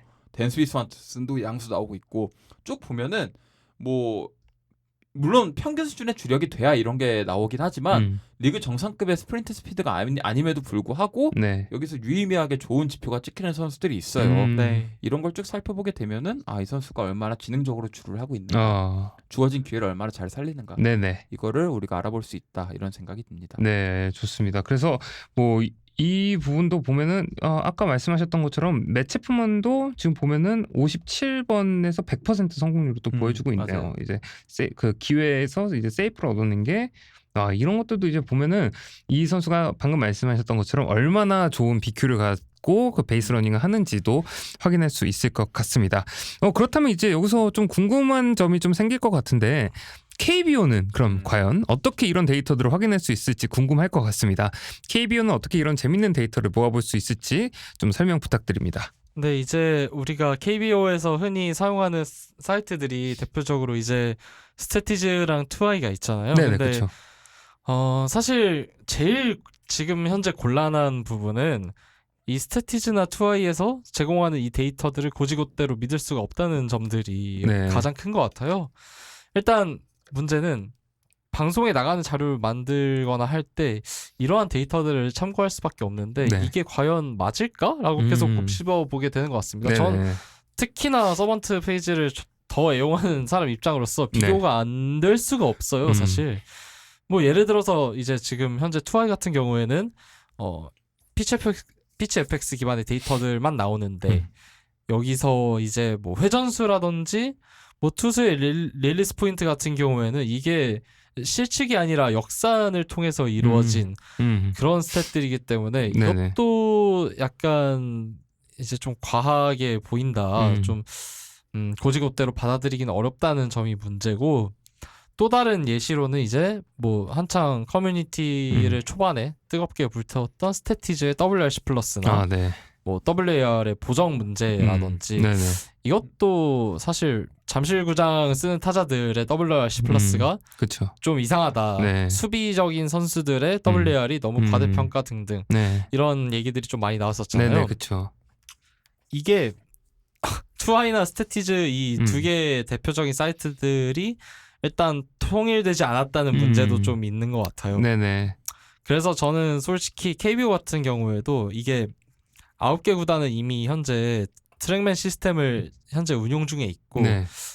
이게 대중들에게 공개가 될지 안 될지는 나중에 좀 가봐야 알겠지만 네. 어쨌든 그렇게 된다면 우리나라에도 베이스볼 서번트 같은 페이지가 만들어지는 걸 네. 기대해 볼 수 있겠죠. 네. 근데 문제는 현재 기아만 혼자 호카이를 쓰고 있고 네네. 이것도 통일이 안 됐어요. 네.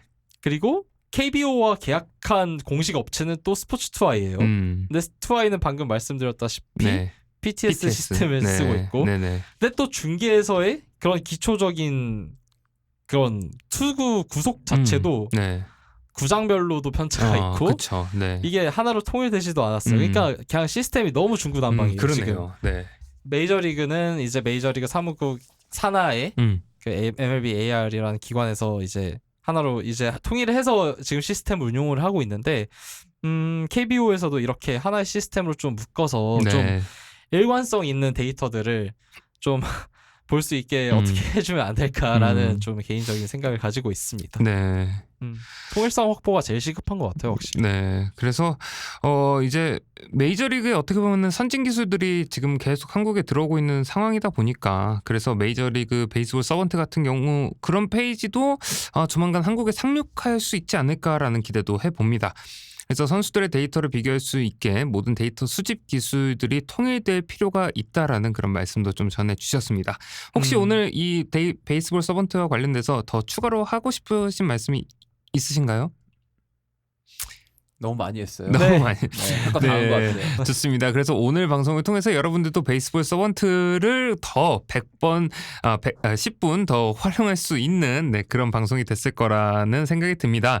그래서 오늘 579번째 야자수에서는 베이스볼 서번트와 관련된 이야기를 나눠봤습니다. 오늘 방송을 통해 야구는 정말 기록의 스포츠다라는 걸 다시 한번 깨달을 수 있었던 시간이었던 것 같습니다. 그리고 약간 좀 잔인하다라는 생각도 좀 들었어요. 이 선수들의 정말 어떻게 보면 아까 저는 외야 수비의 정말 첫발 스타트 그리고 어디로 스타트를 끊는지까지도 나온 그런 기록까지도 있다 보니까 굉장히 이 기록에 선수들이 굉장히 많이 사로잡혀 있으면서 좀 선수 생활을 하고 있지 않을까라는 그런 생각이 좀 들기도 합니다. 그래서 통계학의 기본 명제인 평균으로 회귀 모습을 보여주는 선수들 그리고 그걸 깨기 위해 유리천장과도 같았던 평균치를 깨버리는 선수들 이 모든 선수들을 한 페이지 그리고 하나의 표로 볼 수 있는 것이 베이스볼 서번트의 매력이지 않나라는 생각이 듭니다. 오늘 방송은 여기서 마무리하겠습니다. 지금까지 들어주신 많은 분들 감사합니다.